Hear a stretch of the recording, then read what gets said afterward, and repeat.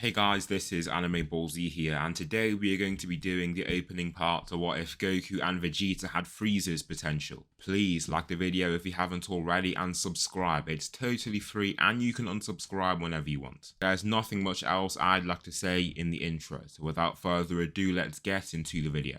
Slick talker since a jet. Winter time, all the time, ooh, yeah. Look at the way that I move, swag, disrespectful and I'm rude, okay. I had cocaine in the school. Now this story starts well before the start of Dragon Ball. In the nursing capsules on planet Vegeta, the new prince is growing. His power level is at the same rating it was at before, but things change once he is born. Once he starts training, his power level starts skyrocketing. After his first 7 days of training, his power level reaches 30,000. Mind you, Vegeta is still a child by this time. He can barely talk. I'm sure Saiyans would begin teaching their offspring at very young ages. This brings great alarm to King Vegeta as well.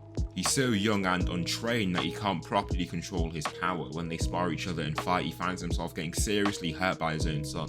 Once the young Vegeta sees his own father get hurt so badly by his own attacks, it changes him mentally. He's an emotional, immature child and so takes this to heart a lot more than he should. However, it's not long before Vegeta agrees to continue again, on the condition that he learns to control his strength. The training of Prince Vegeta brings attention to him from the entire race. Not only that, someone else starts paying a little more attention to what's happening. Frieza. It's not the power level that's alarming, but the age at which he's reaching that level. He's seen a lot of young Saiyans grow and has never seen power levels reach this height. He's 4 years of age and has a power level higher than any known Saiyan that has ever existed. Vegeta continues his training and after about a year his power level reaches 85,000. His training consisted heavily on techniques and controlling his ki. This means he spent a small amount of time actually making himself stronger. Instead he worked on controlling the power he already has. He's already become so strong that only Frieza and Captain Ginyu are known warriors that could contest him. This means that Vegeta is admitted into a squad earlier, with Nappa and Vegeta working as a duo at first. Raditz is still in training and is seen as the main kid that will join their ranks soon. Nappa stands before Vegeta and nods. He is the prince of course and treats him with respect, even if he is a young child. However, he wants to see this mystical power at first. The secret talk amongst the Saiyans is that this kid is the legendary Super Saiyan. Not only that, but he is the Liberator. The Saiyan that will bring peace to their race and save all of them from the Empire. "You won't beat me," Vegeta shouts in his high-pitched, youthful voice. Nappa laughs from this. It's a laugh from his cuteness, but also from a little bit of nervousness. This kid is probably true somehow. Even so, he's been training his whole life. This Saiyan is a midget, there's no way he could win. So the two begin and Nappa swings out a kick. Vegeta just leaps forward and punches Nappa in his chest with his miniature fist and shatters his armor. He also launches him across the chamber and knocks him out from the impact on the chamber wall. Once he snaps back into reality, he sees Vegeta has jumped on him, pulling a face of mockery. "This kid," he lowly whispers, before shoving him off. Alright then, you win." Nappa can see Vegeta just starts training on his own, minding his own business. As he watches him, he can't help but feel surprised. This kid doesn't know just how strong he is, does he? He's going to be in the history books. He might just take down Frieza. So the two go on missions and Vegeta has a field day with slaughtering species and wiping out planets. When there's full moons on the planet, Vegeta can let out his full strength in the form of the Uzaru state. Part of controlling his power in his initial training was controlling his Uzaru state. This means that Vegeta wields a conscience in this form already. After his first handful of missions and with his training to supplement this, his power level reaches 400,000 in a matter of months. During this time, Nappa has explained what he must do to keep himself alive. He must control his power so that his power level doesn't get picked up on Frieza's systems. He's sure that if they do, he'll kill him. I mean, Vegeta gets a power level of literally 4 million when he enters his Uzaru form now. If Frieza found out about this, planet Vegeta will already be gone. From Vegeta's power, he started training earlier on and meeting other Saiyans at much younger ages. This meant that he almost matured a little earlier. He acts a lot more like kids several years older than him. Vegeta becomes the most important Saiyan soldier out of the entire Frieza army very soon. To Frieza, he is a great asset, but still someone that he can control. Unbeknownst to him, Vegeta is reaching unheard levels of power. One thing major changes currently. Broly does not make King Vegeta jealous in any way. The power levels that Broly reads pale in comparison to his own son, and with the way that Prince Vegeta is growing, it shouldn't be an issue if Broly stays on planet Vegeta. However, the plan is to put Broly in Vegeta's squad so that the latter can help calm and control the former if his rage gets control of him. That means that there is a slight change to the Saiyan squad. Now it consists of 4 members, Nappa, Vegeta, Raditz and Broly. This squad is one of Frieza's most valuable assets and arguably his most valuable asset. They can sweep up planets way faster than any other team and are therefore sent to the most difficult and therefore expensive planet. Vegeta's power level breaches 1 million by the time he's 6 years old. This is even with him not being as motivated to train as normal. No matter what he does, he grows stronger with these constant missions. This is when Bardock also starts seeing visions of planet Vegeta getting destroyed. Therefore, he has the plan of sending his own son Kakarot off to Earth to save him. He knows who Prince Vegeta is, and the Saiyans explain that he's stronger than Frieza has been led to believe. However, Vegeta isn't sure if he can take down the whole empire now. He might be strong, but he's still a child. The team is off doing a mission, and this is when Frieza strikes. Goku has already been sent on his way to Earth, and planet Vegeta is destroyed. No Saiyan that's still alive thinks that Frieza did this, and they believe that it was just an asteroid. Sadly, this also means that Paragus dies. Now, Nappa's ranks are kind of terrifying. Of course, Raditz is still a low-class Saiyan, so his power is still unimpressive. However, the other two shine as incredibly powerful Saiyan warriors. Broly has a power level of around 250,000, also with incredible potential. The fact that he can't control his strength means that to Frieza he's the strongest of the crew. Vegeta has learned to suppress his strength, but Broly just can't yet. Therefore, Frieza instead is alarmed by Broly's power. With a full moon, this kid would slaughter him if he didn't transform into his higher forms. That isn't to say that he can't still maintain control. For now, he will keep the Saiyans in check, and if they don't comply, he can slaughter them no problem. As Vegeta gets older, nearing 10, his power level reaches 3.5 million. He's lost the love of training because he just can't find anyone that challenges him. Once he learns the history of the Saiyans though, he gets a new mission. When he's learning about this from Nappa, he says to himself that Frieza will pay for what he's done. At this point, they all know that Frieza did this. It was clear after seeing the two boys Broly and Vegeta inexorably growing, he had to do something about it to maintain his control, whilst to stop another young Saiyan kid having that power. Vegeta's new goal is to bring an end to the Empire. No, actually Vegeta will rule as the new Emperor.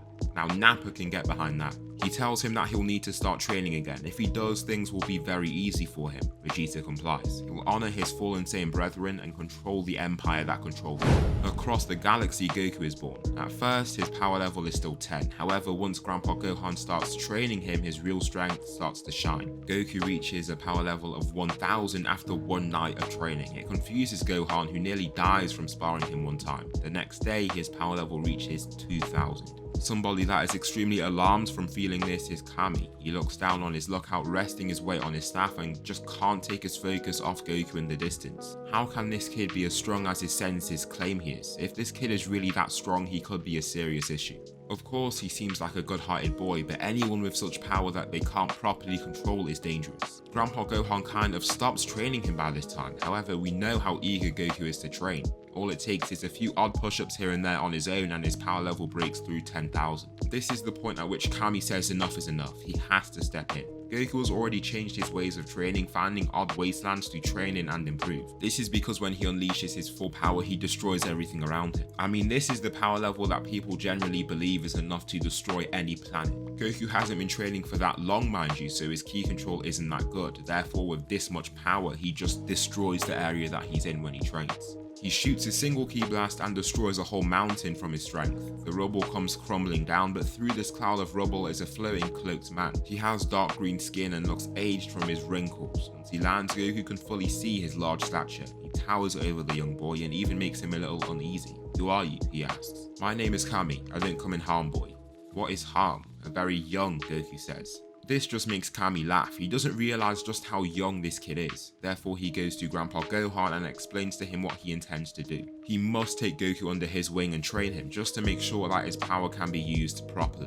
Grandpa Gohan agrees because he also sees the threat with his strength. Kami takes him onto the lookout where he begins meditating and learning ki control. He would love to take him into the time chamber, but he's not sure if he could take the thin atmosphere and tough conditions. Therefore, he stays on the lookout for now and his training begins. Vegeta's power level reaches 15 million after just a few months of training by this point. Therefore, he chooses to take the chance now. He's sure Frieza couldn't beat him now. The power he has is simply too much, therefore he moves on to his next plan to get control of the Empire. Now Vegeta arrives on a planet of FRIEZA'S and walks through one of the main administrative buildings on the planet. Those in the building treat him with utmost respect, as he's always received in life. The young boy's red cape flows as he walks, and Nappa is stood close by his side. However, he enters an area of the building he isn't authorized to enter. Being as strong as he is, nobody questions it. Maybe Frieza has given him the authority to do this. In one of the main buildings, the Dory is stood inside. He's about to return to Frieza and Zarbon for another mission, but has acted as almost the viceroy of this planet. "You aren't allowed in here, Vegeta. Get out of here," Dodoria shouts. However, his confidence fades once he sees Vegeta continue walking. As he walks, he lets go of his ki suppression. His power level rises so high that every scouter in the building breaks, even those outside the room he's in. He grabs Dodoria's head and smashes it into a nearby table and kills him with just that attack. He then looks around at the still soldiers in the room. "Do not say a word to Frieza if you wish to survive. This is my planet now. I am the new king of this planet and I will soon be the emperor of this whole empire. Tell me where Frieza is now," Vegeta demands.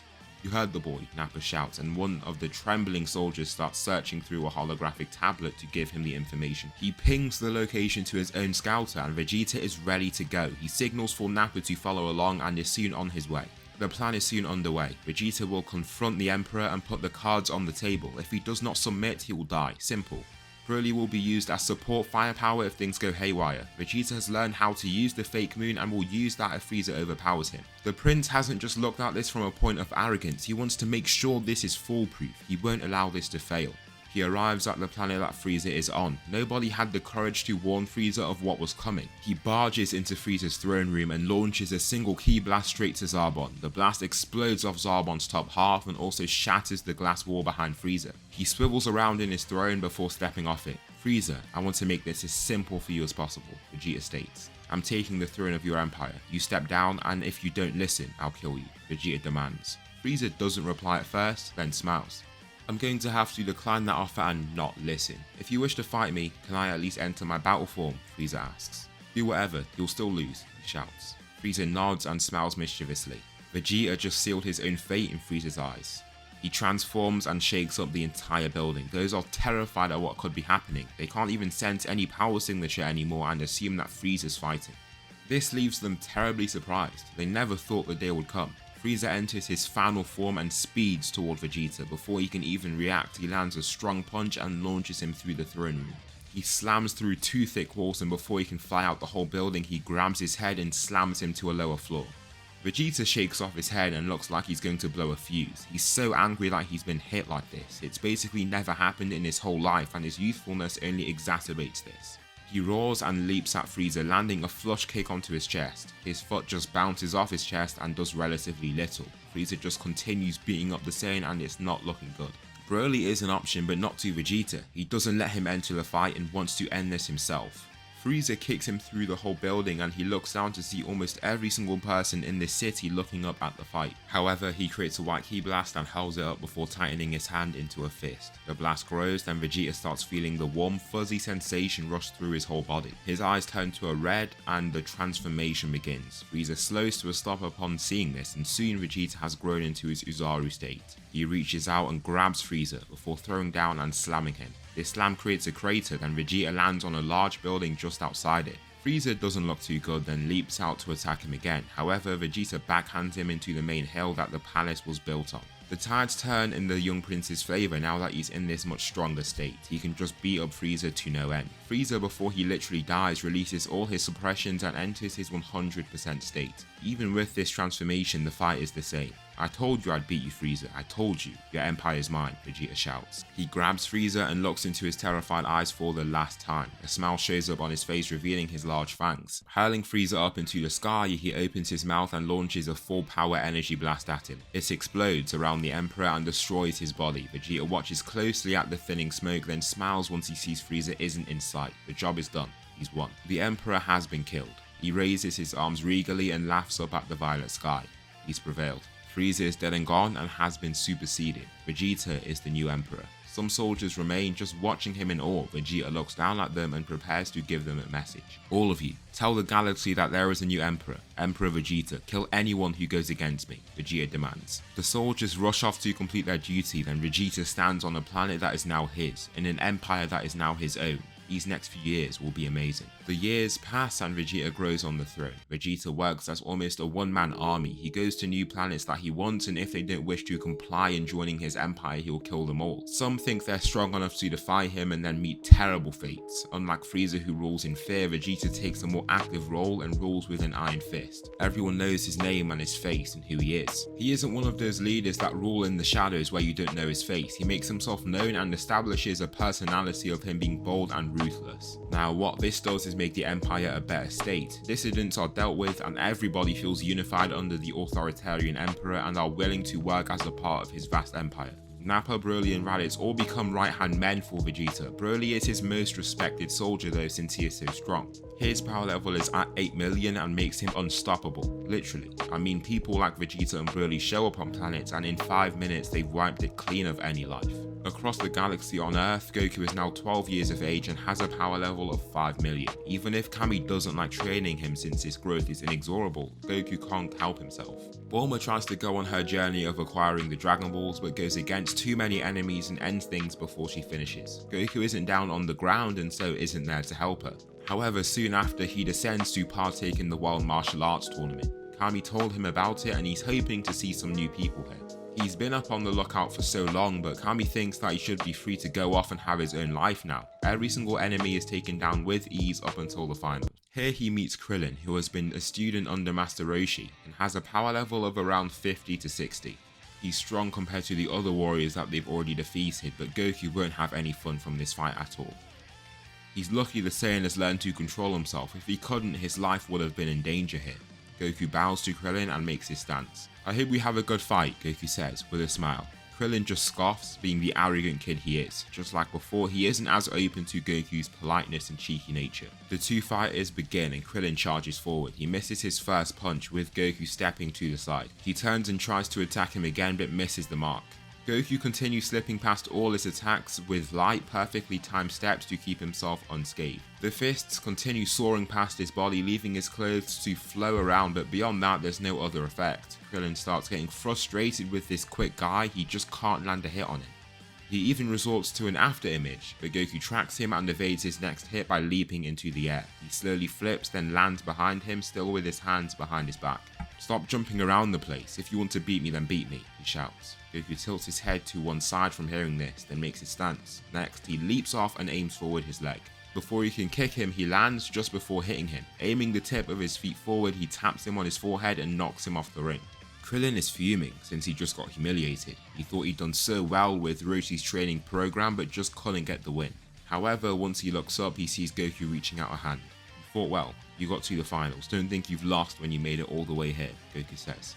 "Easy for you to say when you've won," Krillin says as he is helped up. "Next time I'm not going down. I'm going to beat you next time," Krillin bows. Goku smiles from hearing this ambition and he hopes he does much better next time, but there's no way. The power that he has, he can only really let loose in the time chamber without causing alarm. When he powers up, the lookout shakes, Korin's tower shakes, the whole planet shakes as well. And now, from this point, Goku starts training under Roshi. He shows off a small fraction of his power and Roshi then notices just how strong this kid is. He isn't like any ordinary kid, his little runs using bags of rocks isn't going to help him. Therefore, he focuses on the technical side of things, the Kamehameha, his martial arts style. Goku is up for it and has a good time with Krillin in the training. Krillin was a little bit hostile to him initially, but they grow to be friends. Next is the Red Ribbon Army saga and Goku alone destroys the whole army. They can't do anything to resist, even their strongest warriors are slain with single attacks. He also has no problem taking down the warriors shown by Fortune Teller Baba, and the next arc is the Tien Shinhan arc. Since Goku is so much stronger, Krillin has been given a lot of motivation to grow stronger. He wants to bridge that gap and beat the Saiyan. Even if the thought is naive, it really fuels him. Before the finals, Goku meets Krillin in the semi-finals. Krillin's power level is 180 by this point, which is good but once again just isn't enough. However, after seeing how hard his friend has worked, Goku decides to tap out of the tournament. He suppresses himself a great deal to the point where he's nearer to Krillin's strength. This is to make the fight seem more believable. The two fighters end up using the Kamehameha and the blue blasts clash in the arena center. Krillin immediately feels his own blast falling back, but Goku loosens up and lets him get the upper hand. Krillin shouts and fuels his blast with everything he has, then blasts him off the ring entirely. Krillin falls to his knees, pumping his fist to the sky with accomplishment. Goku can't help but laugh from seeing this. I beat you, Krillin says, making a face as he looks at Goku. You did. Even if Goku feels bad for losing, as anyone would, it feels even better to see how good his friend feels about it. He worked for it. He deserves it. With that, Krillin makes his way to the finals and meets the strongest warrior of the Crane School, Tien. The fight is hard and pushes both warriors to the very edge. With their power levels equal, it's beyond physical ability. Just like how there are theoretical versus battles between anime characters with equal stats, it comes down to their technical ability. The two different martial arts and physiques clash. Tien can handle the exchange of physical attacks due to his longer limbs keeping him at range, and his greater strength due to his bigger size. However, Krillin's smaller frame gives him better speed and agility, allowing him to use a 360-degree form of fighting, directly aiming for Tien's weak points. In the end, Tien does get the win, but the spectators can't help but applaud the two. They both left it all out on the arena, and it was an amazing watch for them. Tien gives Krillin the respect that he is due for coming so close to beating him. He tried as hard as he could and almost lost to him. Once again, Krillin sees that there's always someone stronger. In other words, there's no reason to stop training for any reason. There's always someone that can beat him, so he should always be working towards that person. After the tournament, Goku decides to show Krillin a little something. In a little area where they've been training with Roshi, he shouts and releases his true strength. The power of just his aura knocks him off his feet. He stays on the ground and just can't believe what he's seeing. Goku's power even leads to the ground shaking, and then Goku calmly exhales and suppresses his power again. You are hiding your strength, Krillin says. Maybe a little. There's still a way to go, Krillin. Don't stop now. You're getting there, Goku says, before lifting him up. As he lifts him up, someone lands in front of them, Tambourine.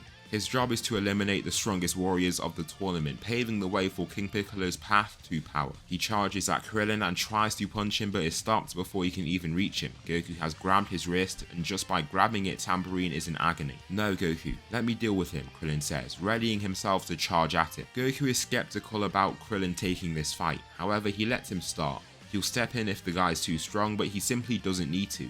Krillin lays him out. Krillin sprints at him and strikes him in the head, knocking him down to the ground. He then throws several downward punches and knocks him out cold from his vicious attacks. Who did that guy think he was? Krillin asks, wiping his bloody hands. I don't know, Goku says, frozen. After watching the fight, he starts to think about one thing, King Piccolo.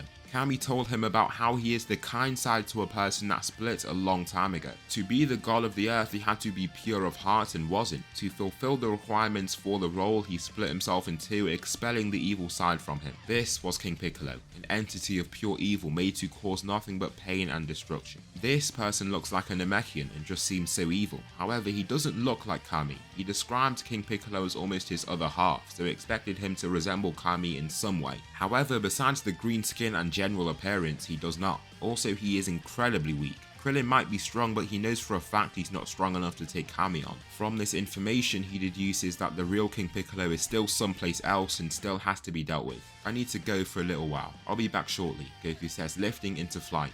What are you going to do? Krillin asks. Don't worry about it. I'll tell you when I get back, Goku says, before flying off and breaking apart a cloud from his speed. His speed of flight further illustrates to him just how strong Goku is. The two of them were never on the same level. He literally just broke apart a whole cloud from how fast he flew. Goku reaches above the clouds and closes his eyes. He uses his key sensing abilities and tries his best to find an evil signature. He can feel the weak aura of human signatures below, but doesn't look for that. That's when he spots it. It's actually coming from slightly above him, but he can feel it and it feels very dark. He's never really had the chance to sense an evil signature.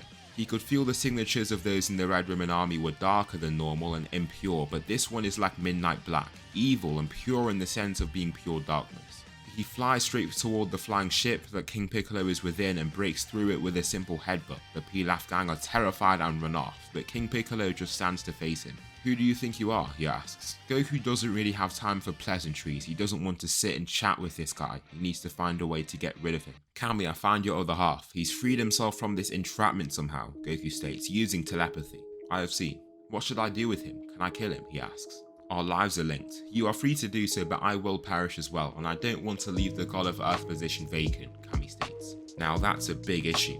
He's grateful that he's asked Kami about this before choosing to do anything himself. It seems like their only option is to perform the evil containment wave again. Goku needs to somehow learn to do it and trap him before he causes any more harm. It's going to be hard and he's going to have to be calculated. He jumps up and taps him on the neck so powerfully he knocks him out. Next, he places the massive Namekian over his small back, then breaks through the ship and flies off to the lookout. He lands and dumps King Piccolo down on there and now has a direct conversation with Kami and Mr. Popo. They discuss how they do this, and it's through the evil containment wave. Master Roshi knows how to do it, but it will kill him if he tries it. Therefore, Goku goes down there and learns it from him. Having Frieza's potential, it also affects the rate at which he learns things. I mean, Goku already learns things very quickly in the canon, but the speed at which he does so in this timeline is even greater. After a single night, he has it down, then returns to the lookout to get it done. King Piccolo has been placed in shackles to stop him from acting out and causing trouble. Once Goku arrives, he doesn't really waste any time and gets right into the containment.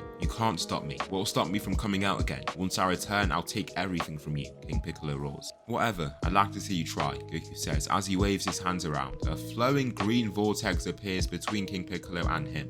He soon gets whipped around in this vortex and is focused on the open rice cooker. Goku calms and focuses, throwing King Piccolo right into the center of the pot. He shuts it and the containment is done perfectly. He feels completely fine and it's done. Before King Piccolo can acquire the Dragon Balls or become king of the world, he has been contained and defeated. He leaves Kami with this pot, then returns to his old life basically. He spends a lot of time with Krillin and they end up meeting Bulma from her stealing Goku's 4-star Dragon Ball when he's not there. They meet later, but he still becomes part of the group if you will. A little later than usual, people like Yamcha, Oolong and the others slowly join the crew. In this time of peace, Goku grows and now resembles an adult once he's 18. In the grassland, he's training on his own and at full strength. He makes sure there aren't people around him before he does this to keep everyone safe. He throws a punch sweating but stops upon feeling a key signature in the sky.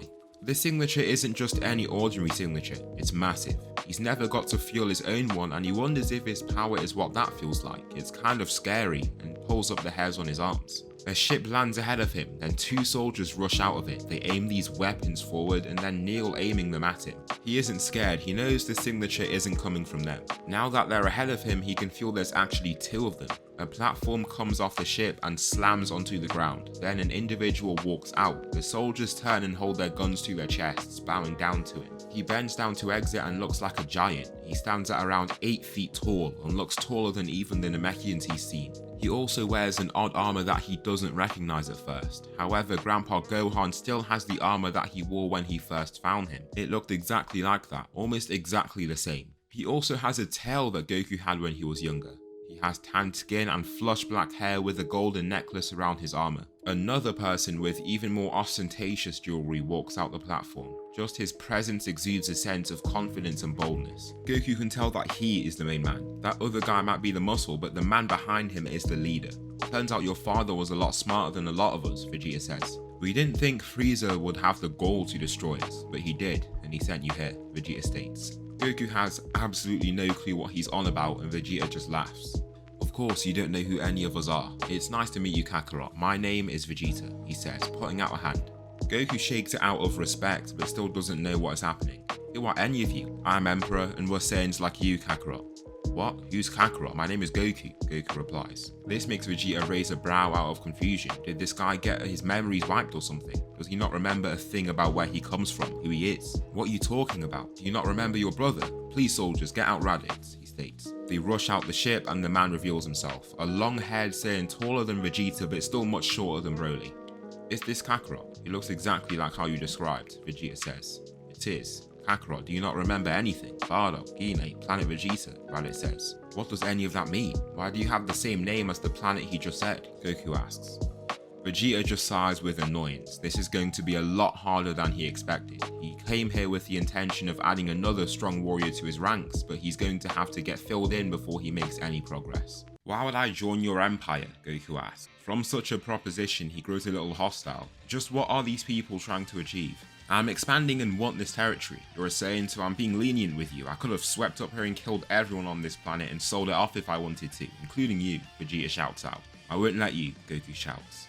For the first time in his life, he's felt this emotion that people have talked about, fear. All his life, he's been able to face and overpower any threat. Nothing could hurt him. However, this fight, he doesn't know if he'll win. This leads him to muse over that choice. Fighting might not be the best choice here. Is there any other path to take though? No, there can't be. I'm not really giving you a choice, Kakarot. This place I can spare as long as you enter my ranks. You can conquer the galaxy alongside your fellow Saiyans, your family. We will show the galaxy just how strong we are, Vegeta shouts. With every brisk movement, the Emperor sends his gleaming gold and jewelry into a jangle and his expensive silk into a soothing rustle. You could hear the passion in his animation, the unfaltering drive of a true leader. I don't care, I want to stay here, and if you attack anyone on this planet, then I will stop you, Goku shouts, making a fighting stance. Vegeta doesn't act out at first. The Emperor falls still and focuses on Goku closely for a few seconds, before breaking out into a contemptuous chuckle. Both warriors the strongest in their respective worlds. Their auras of confidence collide here. The air turns suffocatingly thick and tense as they stare each other down. Vegeta makes a small movement, a simple lifting off his left hand. Just this small movement moves every person behind him at least 20 meters away.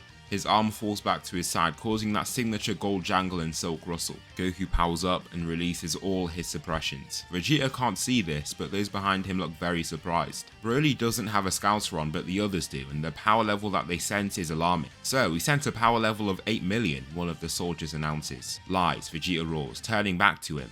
The very thought of Goku being this strong makes no logical sense to Vegeta. He doesn't even entertain it in his mind. How could that be possible? It's understandable for someone like him. He's of the royal family. Broly is also a 1 in a million anomaly. There's no way there could be a third like them. Vegeta's thoughts are cut short as Goku is speeding toward him. Much to his alarm, he's moving with great speed. He has to leap up with almost all of his speed to evade, but Goku just turns his trajectory and leaps up straight after him. Before he can even reach the Emperor, he swings out a kick with great timing. It looks like he'll hit him before he can throw any attack of his own, but his leg goes straight through his body somehow. Goku's once physical body turns into this translucent projection of him, and Vegeta receives a heavy, dull impact onto his back. This sends him flipping and flying down to the ground, but he manages to stabilize and land on both feet. As he does, he just looks down to the ground with wide eyes of surprise. This surprised, shocked face soon breaks out a smile. This might be the fight he's been dreaming of for years. A true challenge. Vegeta turns and hurls out a ki blast at Goku, but the latter gracefully swivels over it. He continues after this evasion and strikes down his foot. The kick doesn't land as Vegeta steps back. However, Goku reaches out and manages to grab onto his cape before he escapes his range. Pulling him vigorously, he turns and slams him down. Several spectators let out incredulous gasps upon seeing this. Raditz's mouth is left slightly open in complete shock. How is this possible? Vegeta snatches his cape from Goku's grasp and then shoots out both of his feet right into his chest. The impact is powerful and knocks the Saiyan off his feet. He still manages to flip and land back on his feet though, and the fight continues. The two Saiyans are almost equals and can continue to land attacks on the other. Nobody can gain the clear advantage. Both charge at one another, both throwing punches at precisely the same time. They land at the same time and both are lifted off their feet. They get sent back rolling, eventually coming to stops. Both charge back at each other and their clash releases a massive shockwave. The shockwave is so powerful that even the massive ship Vegeta arrived in is lifted for a short moment. The weaker soldiers are lifted off their feet by this powerful gust and even Broly slides back. Now this fight brings attention to many others on the planet. Kami's been watching this from the lookout and is growing more alarmed by the second. This chaos and clash of power cannot continue. Nothing good will come of this. However, he knows of the innate Saiyan desire for battle. These two cannot be talked out of this and he's too weak to physically stop them. Therefore, he continues watching from a distance and only prays that this can be settled. Vegeta wrestles with the low-class Saiyan, eventually sweeping his feet and hurling him down. He lands a downwards punch, then tries another, but Goku catches it before it lands. He pushes with vigor, using every ounce of power to keep it away. Their limbs shake uncontrollably from this intense pushing. With Goku's 2 arms compared to Vegeta's 1, he can push it away, then shove the prince to the side. Knocking him back a step, he soundly raises back up to his feet and continues the fight. To those watching, they notice that there isn't much malice from Vegeta's end. When Goku does something good and witty, Vegeta doesn't look furious, but instead smiles. The old Vegeta might have felt threatened by Goku's strength and infuriated to see a low-class Saiyan have such ability. Now though, after rising so far ahead of everyone else, he can see power and respect it. However, Vegeta still has the slight upper hand. Goku's power level is 8 million and his is 10. They might be trading blows, but each attack deals slightly more damage to Goku. As this fight is getting drawn out, he's getting tired more quickly as well.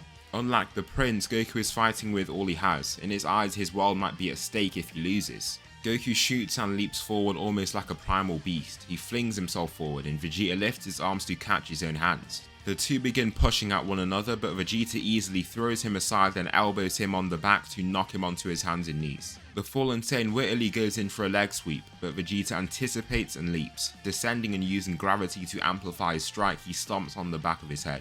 This leads to a harsh knock on his head and Goku starts moving a lot more sluggishly. From this, it seems that the fight is over. It was an intense battle and Goku still doesn't yield. "I'm not done," Goku says, using the last of his resolution to remain conscious. His vision is swaying, his arms are aching, but he can't lose. There's no other option on the table but to win in his eyes. "Fine, Saiyan, you've proven yourself," Vegeta says. Through his clone vision, Goku notices that the Emperor has extended an arm out to him. He almost flings his own arm up, then Vegeta catches it and pulls. Slowly raising to his feet, he nods to him. "I'll spare your planet, Saiyan. You've proven yourself," Vegeta states. "For now, that is. You are strong. You are hindering yourself by tying yourself to this single planet. There are so many other worlds to conquer and see beyond just this one. Those stars above aren't just lights. They're the centers of different, bustling societies, just like this one," Vegeta announces. "Even so, I want to stay here. This is my home," Goku announces. "Fine then, if you wish," Vegeta says, turning around. "Guards, prepare the ship for departure," Vegeta announces. "Farewell, Saiyan. Train up, because the next fight between us won't be as easy as that one. If you want to have a chance at beating me, you must give it your all," Vegeta states. Goku almost comes to life upon hearing this comment. "Of course," Goku says, with sincerity and passion. Vegeta lifts up his hand as a goodbye signal to Goku, then walks back up to his ship and departs. Goku has a warm smile on his face as he watches the ship break through the atmosphere. He hopes to see that Saiyan again. Just like with Goku, Vegeta hopes the same. After this point, the two Saiyans actually begin training again. Both want to have the upper hand on the other, and this skyrockets their respective power levels. By the time Goku is 19, his power level has reached 80 million. At this point as well, he has unlocked Super Saiyan. In this time, Vegeta's power level has reached 90 million. The gap is closing, kind of. The relative gap between their strength is closing since Vegeta does so much other stuff besides training. He isn't the laid-back emperor that Frieza was. He wants to have an impact in the empire he rules over. He wants to realize it in his image. The two Saiyans just keep climbing, getting incredibly strong. They reach the point where using power levels just becomes kind of useless. Both warriors keep redefining the limits of Saiyan ability. Alongside their growth is Broly, who continues growing with every spar that he has with Vegeta. Whilst Vegeta and Goku grow mainly from training, Broly grows in the heat of battle. When Vegeta pushes him to the edge, he finds a way to grow and overcome the challenge. Vegeta has Super Saiyan as well, but the form is no surprise to him. It's more surprising that it's so powerful, but the fact that he has this form is not a surprise. Those around him had been placing this title on him since he was a young child. It was only a matter of time and effort. Soon they acquired the ascended states of Super Saiyan and Super Saiyan 2 as well. As Goku is training with Krillin, just mastering the techniques and taking things slow, they can feel a strong ki approaching them. Goku stops and looks to the direction of the signature. Now Goku has such a strong affinity for techniques that he can determine the nature of the person from the ki. Of course, evil people have their own sinister form of ki. Goku can hone in on this and sense it as easy as the strength of the ki itself. "Do you know who that is?" Krillin asks, a little uncomfortable. "I don't know, but he's not a threat. I sense no hostility," he states, watching the man flying toward them. He lands in front of them, staring them down. Instead of keeping this hostile look, his face calms, then he bows. "Greetings, Goku."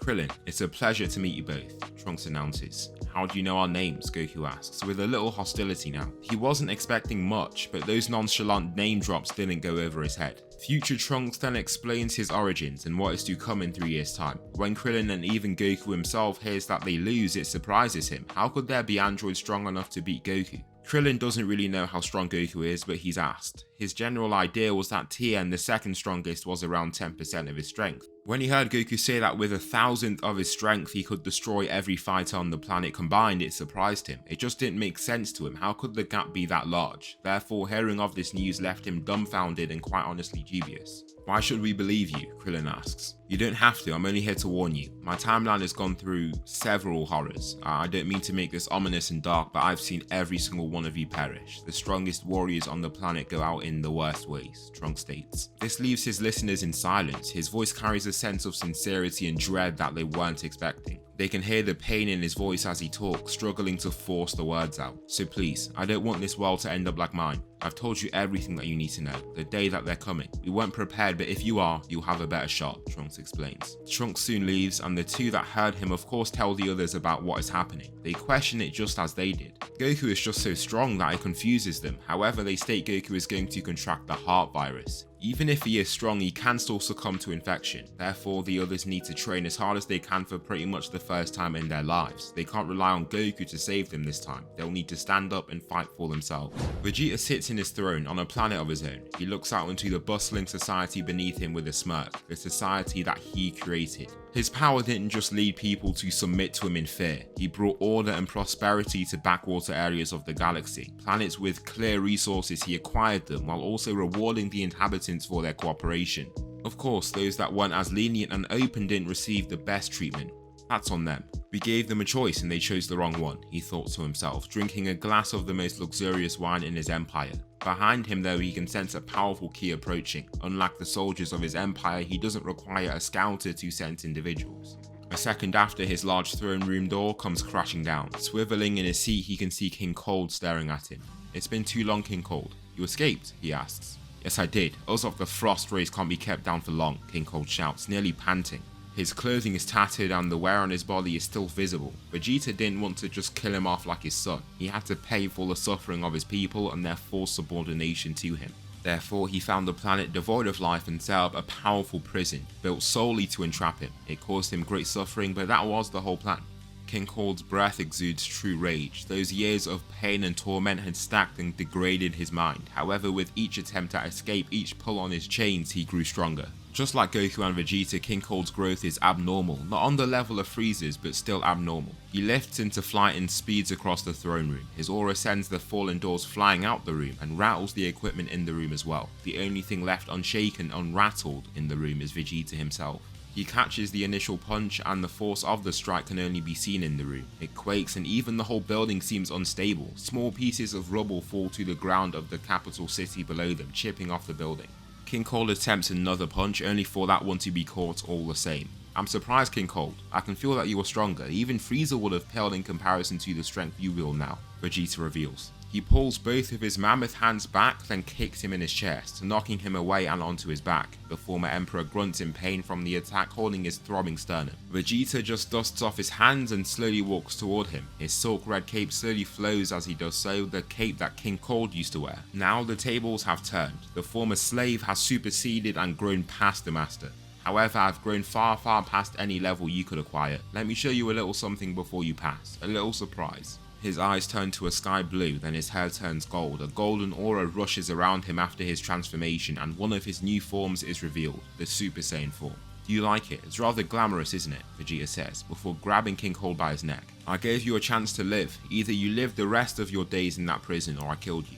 Good riddance, he states, snapping his neck with a simple squeeze. Just like that, all the remnants of the Frost race in Universe 7 are gone. Vegeta has now solidified his throne and all threats to his power are gone. After that easy battle, he craves something a little more interesting, a little more challenging. Apule, he roars, and the advisor rushes in at his word. Fix the door to my throne room, also prepare my ship and bring along Raditz and Broly. Place Nappa as the acting emperor for the time being, Vegeta states, rushing out the room. With these preparations swiftly completed for him, he enters and sends the ship toward Earth. I hope you've trained hard, Kakarot. If not, this fight won't be pretty for you, Vegeta thinks with a smile. Vegeta returns to Earth and has the battle with Goku that he was hoping for. Now that the latter knows there are no ill intentions, he can actually enjoy the fight as well. All of those that had been called to come with Vegeta see it as an honor too. It's not every day that they get to see the Emperor in battle.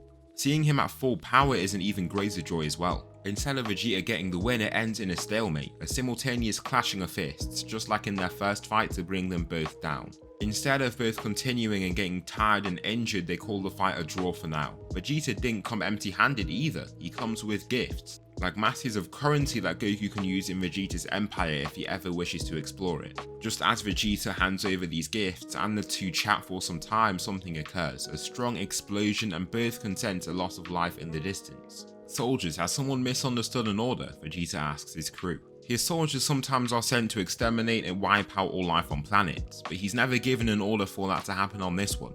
Beyond that, only those in his close circle with high-ranking roles in the Empire even know that he's here right now. Did you cause this? Goku asks. As he says this, it even feels wrong. Why would he have gone through all of this trouble to fight him when this was his true intention? The gifts would have also been unnecessary. No, of course not. I'm rather surprised that you don't know the cause either, Vegeta states. Goku must go over and see what is happening, so flies over and finds himself in the city of Sasebo. What is confusing is that he can sense the loss of ki but no sign of strong signature in the vicinity. He first deduces that the culprit could have escaped, but the loud explosions and death still occur. The key continues to fall in the surroundings, therefore he lifts into flight and watches closely and pinpoints the source. Landing in a street, he finds himself facing two odd-looking individuals. One of them has an incredibly aged face with a container on his head revealing his brain.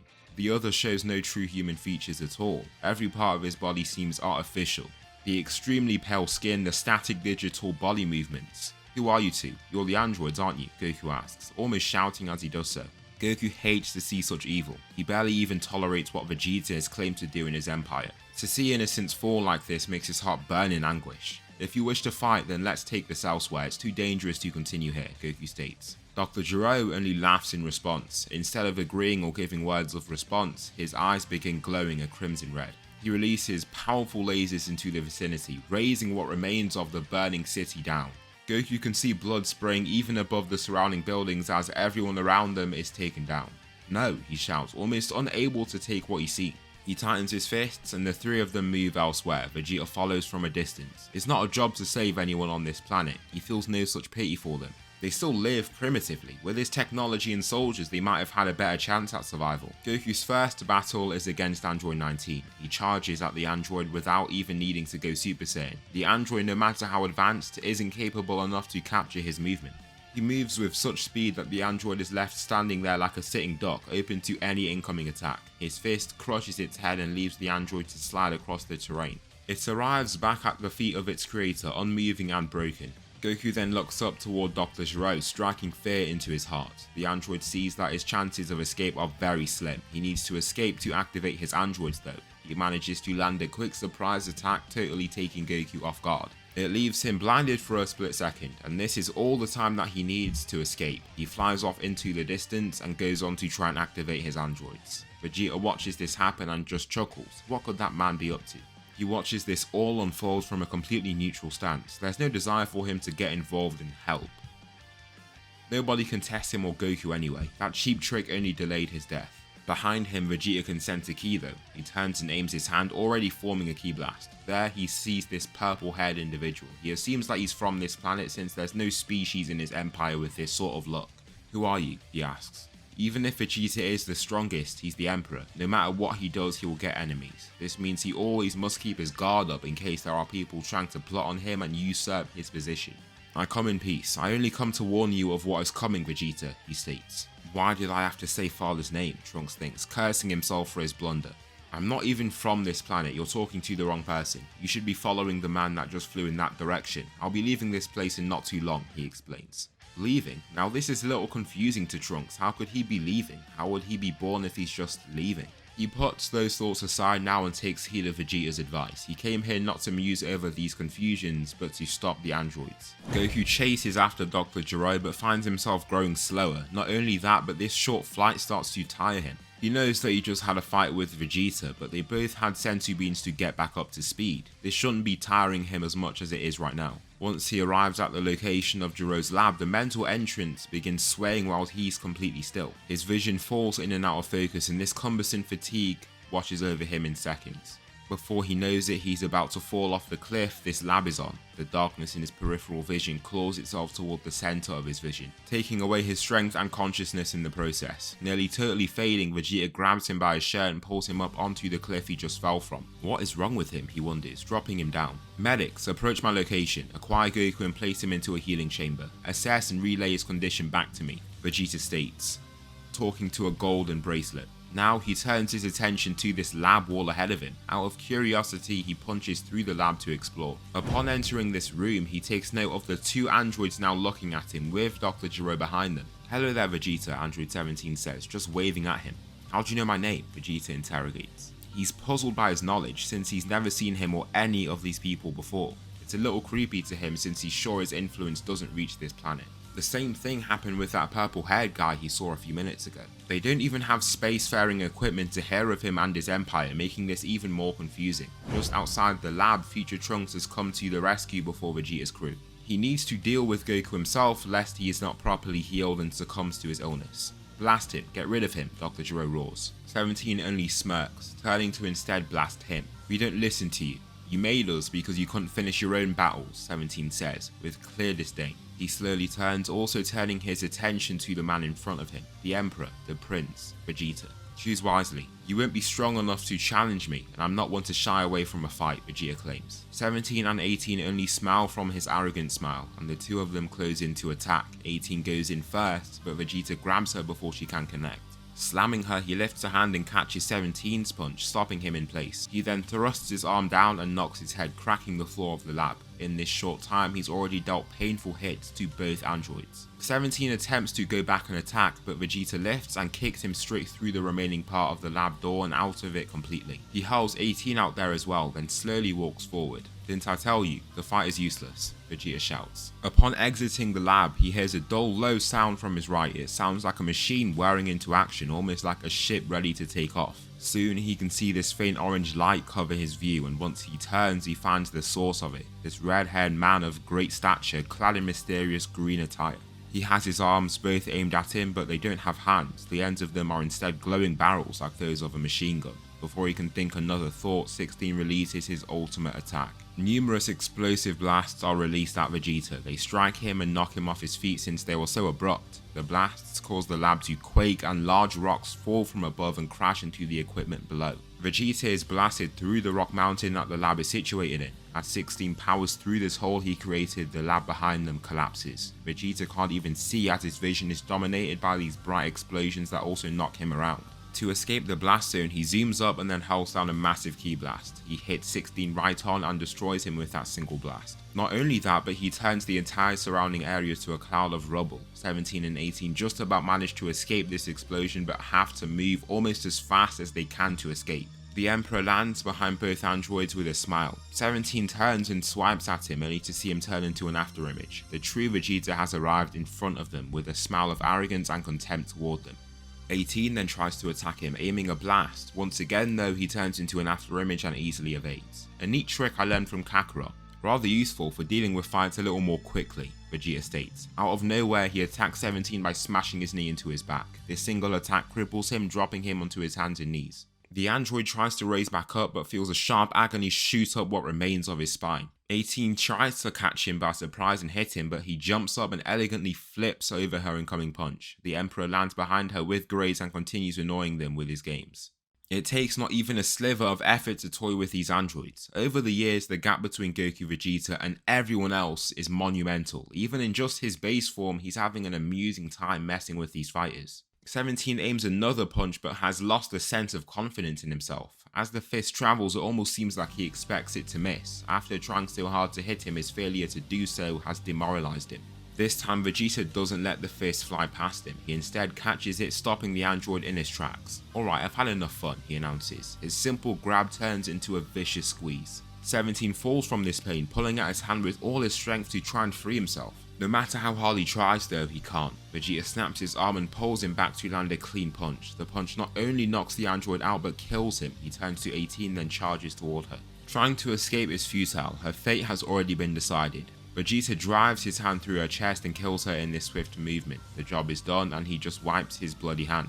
Across the planet in the city of Ginger Town, Cell has revealed himself. His tail latches onto a nearby victim, sucking and absorbing their life energy for the bio-android's use. As he traverses the city, surrounded by the weak screams of humans, a single person stands fearlessly, a man with a red tattered cloak and gleaming golden jewelry. Emperor Vegeta. "What are you doing? I've met so many odd characters today," Vegeta says, whispering the second part under his breath. Cell moves around his tail menacingly, attempting to brandish the appendage. On him is the blood of the humans he has slain, and he tries to intimidate the same. He laughs in response. These gimmicks are starting to amuse him. First it was the androids that tried to scare him by knowing his name. Now it's this guy acting powerful after killing these insects that he could kill with a mere thought. Vegeta doesn't even entertain the act. He slashes at the bio-android's neck with a wave of Ki.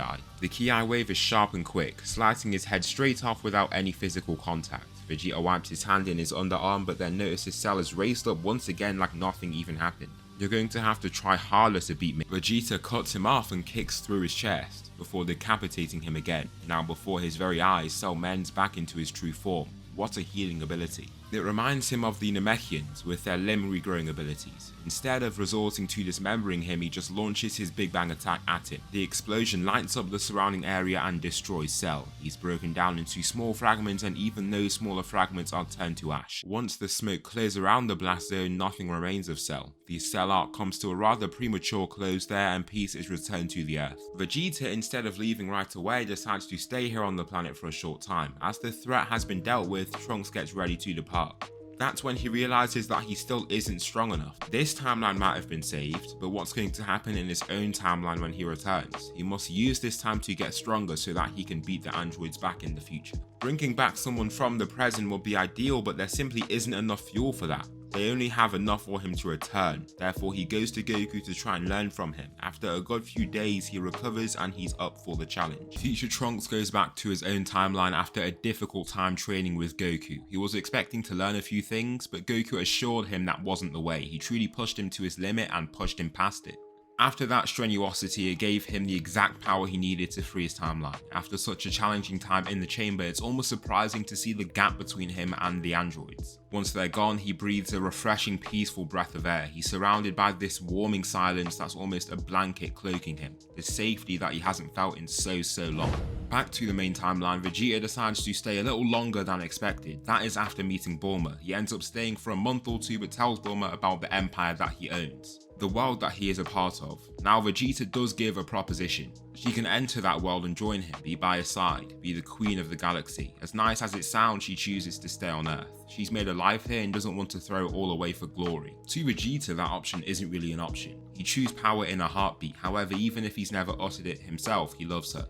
If this is what she wants to do, he can't force her to do it. Therefore, he leaves and makes a promise that he'll return. During this time, Goku and Vegeta continue their training. The two of them motivate each other even when there's light years between them. As they motivate each other, they start reaching new heights entirely. After a year, Vegeta returns to Earth. There's a planet he wants to conquer on the way and decides to come back to meet his rival, Kakarot. This time, he's not here to fight him but bring someone else that he can face, Broly. A gargantuan fighter, but with a contrasting calm, quiet nature. He's going to fight anyone strong no matter who they are. The excited Saiyan makes his stance and Broly does the same. The Saiyans start calm and controlled. Both are apt warriors. They know to analyze everything and cherry pick the time to strike. Broly isn't the same fighter that we first saw in the movie.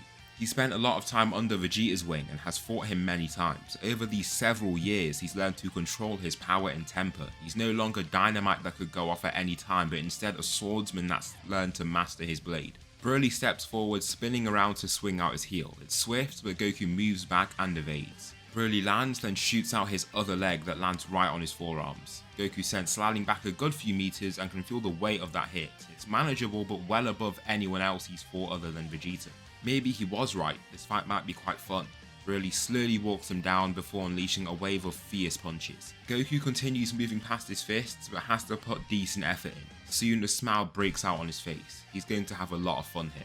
Broly drives up an uppercut, then Goku steps back, then flips over it. Once he lands, he predicts Broly turning and catches him in this moment. As Broly turns his head, he lands a jumping punch to his head, then reaches out for a kick to his chin. This final kick knocks Broly back a few meters, then as he opens his eyes, he looks with fierce golden eyes. This throws Goku all the way off. His first thought was that this is Super Saiyan, but he's aware of the blue eyes of that form. His eyes are the only thing that change, however the other changes soon come through. His muscle mass increases greatly and his hair grows frizzier and wilder. In the next moment he speeds forward and hits Goku. His head slams on the ground and before he can come back to his senses, Broly grabs him. Grabbing the back of his shirt, he lifts him up and slams him down again. This slam sends cracks through the ground and Broly cocks back his fist for another hit. As his fist flies downward, he stops himself before finishing the attack. He was literally growling during the attack, but he calms down slightly then backs away. Goku lifts onto his hands and knees, shaking off his head. He then wipes a little bit of dirt stuck to his face and hair, then stands. Once Broly can see that he's up again, he continues. Broly hurls forward his right fist and Goku slips past it to land a strong punch to his gut. It lands exactly as he wanted and he can feel it was great form. However, Broly tanks the hit and acts like he wasn't even hit in the first place. That's a cue for Goku to turn the gears up. He steps back and lets out a calm breath. After doing so, a golden aura fires out his body and he turns Super Saiyan. This totally turns the tides in this battle, giving Goku the upper hand. Broly throws out a punch that to Goku now seems quite sluggish and slow. He grabs his wrist as it moves, then turns his hand around. Goku squeezes on his wrist, then pulls on it to lift himself airborne. He lands a whipping kick and knocks Broly off his feet. Before he can get up though, he starts to wrestle with. Even if Goku is smaller, he has such great technique in this domain. Goku and Vegeta are talented warriors in terms of raw power but also fighting ability. Whatever they learn almost gets imprinted into their minds and becomes natural so quickly. Broly tries to free himself and get up, but Goku can keep him down for a time. He holds his burly arm up and keeps his foot on his chest to keep him down. He gracefully puts Broly's arm into an arm lock position. Due to the massive size of his limb, he does have to improvise and hold him in a slightly different position. Once he pulls, he thinks Broly will yield. Broly might be strong, but he's just turned Super Saiyan. He might have eclipsed Goku when he was in his base, but with Super Saiyan, the power up is just too much. At least that's what Goku thinks. His left foot is planted firmly on Broly's chest, and as he pulls, he feels his right leg getting lifted off the ground. His first instinct is to look behind him. Is Vegeta pulling at his back or something? However, once he looks down, he's left dumbfounded. Broly has his arm up but has one foot on the ground and a knee as well. Somehow he's just lifted Goku off his feet and stood up. He swings down his arm even in the awkward position that it's in and slams Goku down. The hit he can handle, but he feels way stronger than before. Just what is happening? Broly has a little quirk just like we do. When we train, we grow in masses. For Broly, it comes in the heat of battle, Vegeta explains. This puts a smile on Goku's face. Just how far can he take this? The fight continues and the gears keep going up. He transforms into Super Saiyan 3 and Broly ends up turning up to Super Saiyan 3 as well. Both warriors end up sending quakes through the earth and take to the skies in their battle. They both put everything into the fight like their life is on the line. It's in their nature to do so. In the end, Goku can get the upper hand before Broly grows. He double drop kicks him down to the ground and then dives down after him. Before he can rise again, he gets him into an armbar and that's the end of it. Broly can feel his arm is literally going to come off and gives in. The two Saiyans shake hands with each other after and Goku gives him a nod of respect. Broly hasn't really said a word to him but talks through the throwing of his fists. It doesn't take words for them to show their respect. Goku sees Vegeta and Broly off and continues with the time of peace. During this time, he tries to get Gohan into training. When he's young, he can do it and unlocks the potential that he has. This is the same level of potential that he had in canon basically. He doesn't inherit Goku's potential. Even just training between the two, he unlocks a good deal of power. Of course, as he grows, his motivations just change. He wants to have a working life, and so Goku leaves him to it. Over the years, Goku meets with the Saiyans like Vegeta, Raditz, and Broly. Since he's gained such a good relationship with the planet, they move the Empire's headquarters to the planet of Mars, right next to Earth, and they can get there whenever they need to in a flash. Nappa ends up spending a lot of time as the acting leader of the Empire. He does go to Earth sometimes, but not as much as the others. He takes over everything when it's needed. The World Martial Arts Tournament is on and Goku doesn't see a need to participate because none of the other Saiyans are here now. He'll find no fun in fighting everyone else. It will be better for the others to fight amongst themselves as well and test each other. Gohan goes up against Gogeta and turns Super Saiyan against him. After this happens, Yamu and Spopovich assail him. Before they can fly off though, Goku has already cut them off. After 7 years of training, even if it isn't hard, Goku has reached an insane level of power. It's hard to put into perspective, but we know what potential at such a level can do with so much training. Yamu strikes him in his chest, but doesn't move him. With a single backhand, he knocks out the fighter and nearly kills him. This is even in his heavily suppressed form. The other is frozen still by his showing of power, but he is then grabbed before he can escape. Why are you doing this? Goku asks. Even in the face of such power, Spopovich shows bravery. I won't tell you a thing, he shouts out strugglingly as his neck is being squeezed. Goku lets out a light chuckle from this courage. Nobody's really tested him like this that knows how strong he is. It's funny to see the clear ignorance in him. He starts squeezing a little harder and after a few seconds he gives in. Wait, stop and I'll tell you, he pleads. Goku lets go and remains silent, waiting for him to get the words out. He directs him to the ship, then Spopovich tries to rush in there at the last second to escape. Before he can get inside, Goku appears in front of him and stops him. With his hand reached out, he turns and sees Dabura appear.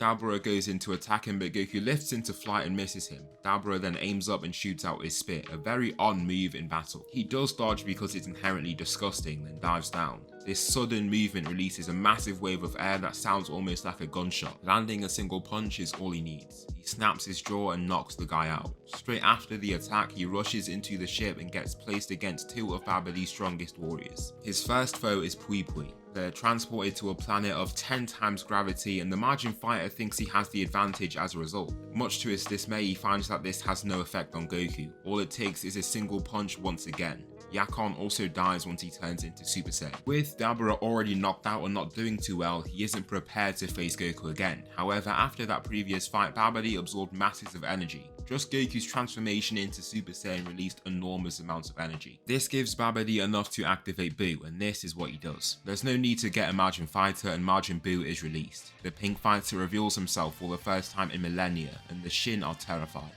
Goku is the only one that just doesn't get the fear. This fat thing doesn't look like it could hurt a fly. Its rotund frame, childish nature. However, the Shin reiterate to him that before them is a being that has destroyed numerous galaxies. It wouldn't be smart to underestimate him. However, Goku possesses a keen sense of ki. He can properly gauge someone's strength from the ki they exude. Upon sensing Buu's ki, it is dark in nature but quite weak. Therefore, he just rushes in there and lands a massive swing on him. He rips apart his head, shooting out fragments of pink mass and dropping him to the floor. Goku begins to turn, believing that the job is done. However, he stops himself upon sensing Buu's ki remains stable. Did that really not kill him? He takes a look back and can see Buu childishly biting his chest like nothing even happened. Just what is this thing? He lifts one hand and shoots out a ki blast. It fires and explodes Buu's torso. A gaping hole that should be fatal appears, but the hole seals up in seconds. This immense durability makes Goku turn around fully. It's an interesting quality he's never seen before. It makes little sense to him. How can this thing be alive when it seems to be just a mass of pink matter?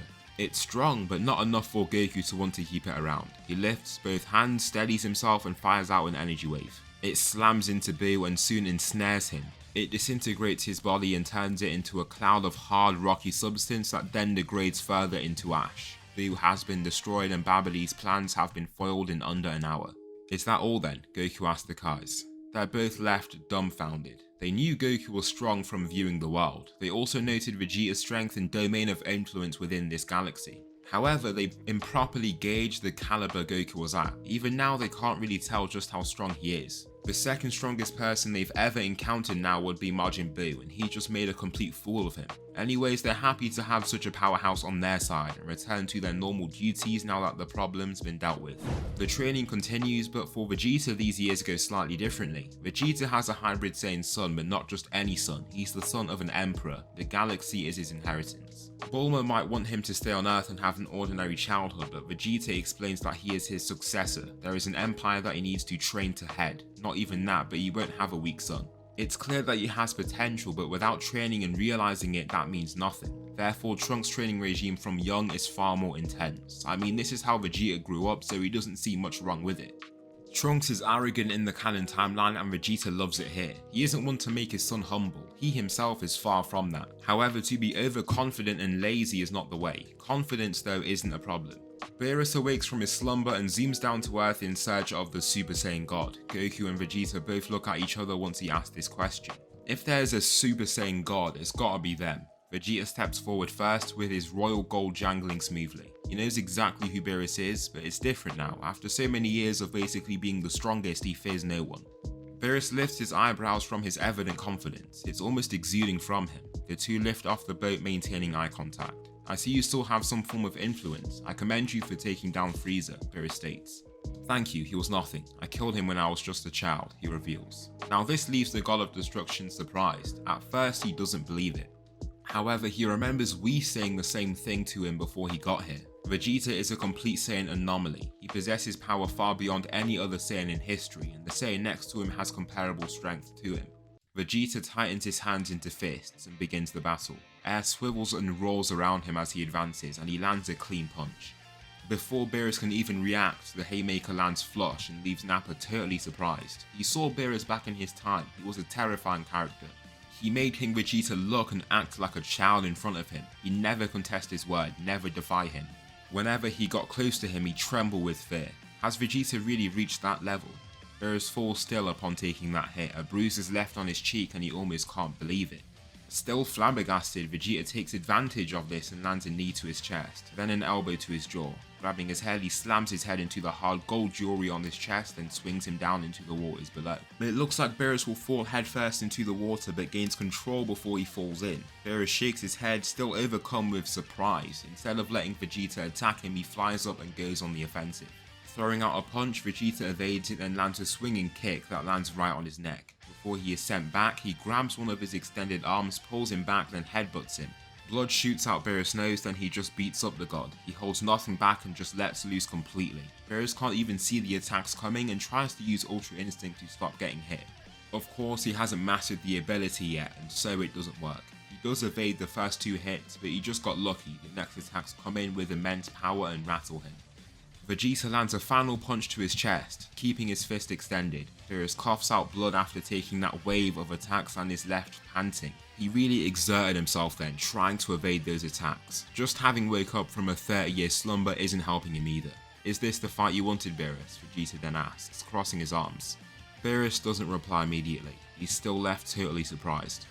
"You only saw an iota of my power, Beerus. I was expecting a little more from you," Vegeta says. Taunting the god gets him going right away. He roars at the top of his lungs and lets out all of his hidden strength. He powers up and shakes the surrounding area. A spherical aura of purple ki surrounds him and almost pulsates as he charges his ki. In each pulsation, the water beneath him gets forced away in massive tsunami-like waves. The 50-meter waves come straight for the boat and the humans are quite scared. The Z fighters aren't concerned, but people like Bulma are terrified. Broly calmly walks forward and lifts one of his mammoth arms. His large muscles flex and his aura blasts around him violently. A wave of ki rushes off the boat, even pushing it back a little. However, this large translucent wave of energy strikes the water and stops it from hitting the boat. The water can only rush past the boat, so they're left untouched. He then lifts his other arm and starts pushing the water back. However, much to his surprise, he can see water flowing over the top of his ki wave. "Just how strong is this guy? He's creating a tsunami just from powering up," Krillin asks, taken aback by the scenes. "Just wait until we see Vegeta," Goku says as he watches. Krillin just turns and looks back to Goku, who is totally unimpressed. It just makes him quite scared. How strong are these two? Beerus' aura collapses around his body and his rage flies are now glowing purple. He soars forward and swings his knee forward. It lands on Vegeta's forearm, but he lands a powerful punch to his jaw. It does deal some damage and Vegeta shakes off the hit, jangling his gold jewelry. He looks back to Beerus and looks unbothered. Another punch hurtles toward him, but he slaps it away, then lands a clean whipping elbow to his jaw. The elbow sends Beerus literally flying. It's a hard impact since it's bone to bone, and Beerus' aura fades after taking the strike. Holding his loose jaw, blood drips down his mouth and his arm as well. Vegeta descends back down to him and has clearly lost interest in the fight. Of course, he's on top of the moon after winning so easily, but hasn't had much fun doing so. He starts flying back to the ship and Beerus is left flying there for a short while. He looks down to the waters below, but his mind is in a totally different place. He's just way too confused to think of anything coherent. The Saiyan didn't even transform. He remembered vividly a black-haired Saiyan transforming and having their hair go red. How did he beat him without even transforming? He doesn't even look at the people on the ship again and flies out. Whis is his advisor and of course needs to stay by his side. Therefore he flies off and chases after him. The group just go back to their birthday talking about the weird events that just took place. Now the Saiyans have been training for so long and have hit a plateau. Goku, Vegeta and Broly all have Super Saiyan 3, with the former two having mastered it. Goku has been searching beyond this form but has found nothing. However, the news from Beerus has given him hope. There might just be something for them to attain. He talks about the Super Saiyan God and has no clue what this is about. He discerns this is a different form but doesn't know how to attain it. Now Goku has great potential, but this is out of his power. It's more the lack of information that stops him from acquiring this form. He goes on to gather the Dragon Balls and gain some information from him. The Super Saiyan God form can be attained from a ritual including 6 Saiyans. He goes off to the other Saiyans spreading this news and they get quite interested about this. Therefore they all decide to try this out. They try it on Goku first to see what will happen. Nappa, Vegeta, Goku, Raditz, Broly and Gohan all try it out. Their ki funnels into Goku, empowering him. He is forced up into Super Saiyan and further up into the immensely powerful Super Saiyan God form. Elegant waves of God ki flush over his body and he slowly descends to gracefully contact the ground again. His eyes are closed, but he opens them to show off their new crimson red hue. "What is this power? It feels great," Goku says, tightening a fist. An aura of flame like he swells and flows around him, but another striking change to his appearance is his musculature. He looks leaner and more slimmed down than usual. They try to gauge his strength, but even Vegeta can't. This is the first time he's felt this in over a decade and a half. He then widens his eyes from the sudden realization.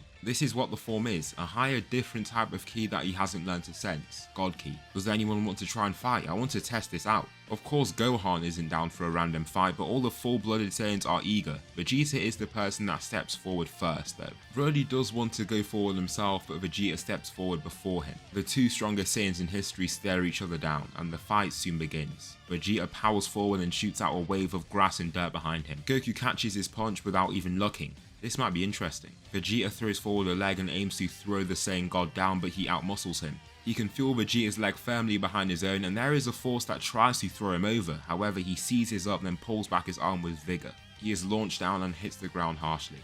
"Okay, you are different," Vegeta says, lifting to his feet. A golden swoosh of ki rushes over him, then intensifies into a powerful aura. He jumps up to Super Saiyan 2 without a second thought, like it's second nature. He lifts and swings for a kick, but Goku dips right under it. The air from the kick swooshes over his hair, making it flow wildly, and Vegeta rushes straight back in. He throws an intense sequence of perfectly timed technical kicks. They're powerful and very precise. The potential of both these Saiyans gives them phenomenal skill. However, Goku can dodge each attack with ease. He almost moves without thought, swaying and spinning around each hit. Vegeta lands a wide looping hook, but Goku lifts up over the attack and shoots out both of his legs into his chest. This launches Vegeta toward the other Saiyans more than 50 meters away. He gasps for air, with veins on his neck as he grunts in pain. Even if he isn't at his best, it doesn't feel great to get hit like this. We know Vegeta as the ultra competitive Saiyan that he is. Now being the Emperor that has overpowered a god, his ego is off the chart. Okay then, let's see just how strong this made you, Vegeta says before powering up into Super Saiyan 3. "There's a form I've been hiding from you, Goku. Those yellow eyes that Broly gets aren't just unique to him, it's a whole form that you haven't attained yet," Vegeta shouts. He closes his eyes, and upon opening them they've switched to a golden hue. His aura has flashes of green ki through it and becomes a beautiful mix of golden and green energy. His peak state, Super Saiyan 3 Ikari, is born. "There we go," he shouts, before blasting forward. He shoots forward a quick punch, but Goku slips past it. His perception has grown so much it looks almost as if he's moving in slow motion. Compared to Vegeta, the spectators are totally frozen. He lands a snapping uppercut to his chest and then steps back. He predicts Vegeta's next attack and it misses completely. He stays vigilant though and fires a point blank ki blast. It's an abrupt strike and he hopes that this is what he needs to take him out. Goku swings open the cloud of smoke with a simple wave of his hand, blinding Vegeta. While he is blinded, he grabs his head and slams it into his own. Goku puts a decent amount of effort into this hit and knocks Vegeta right onto his bottom. He returns to his base, and once he returns to his senses, he sees an outreached hand. That single hit basically ended the fight. "Don't let me have an unfair advantage. Let's give you the form as well," Goku states. Vegeta just looks at the hand for a few seconds. He still feels defeated and annoyed, but Goku did have the advantage. It's time for him to get the form as well. He then grabs Goku's hand, lifts, and gets the ritual performed on him. The Crimson Head Saiyans make their stances and now believe this fight will be a lot more interesting. The air grows thick as they stare each other down. Both wait for the smallest muscle twitch, the slightest sign of attack. Both fighters spring forward simultaneously. With both gods at full power, the flow of air from just this movement sends Gohan flying back. Both fighters slam their forearms together and send a powerful shockwave downwards that cracks the ground. Vegeta lands a quick punch on Goku, then steps away to get out of range. However, Goku focuses and tracks him down, thrusting a foot into his chest. The attack is quick and lands cleanly. Before Vegeta flies back though, he grabs one of his extended arms. He pulls, then heaves him overhead. However, Vegeta aims both legs out and calculates. Landing, the ground releases a cloud of dust and air, but his landing leaves him unharmed. Then Vegeta pulls on Goku and uses his own attack against him. He succeeds in the overhead throw, then pulls him to hurl him up. Goku is sent spinning around in the air and Vegeta darts after him. He lands a powerful knee to his face, then launches a one-hand energy wave.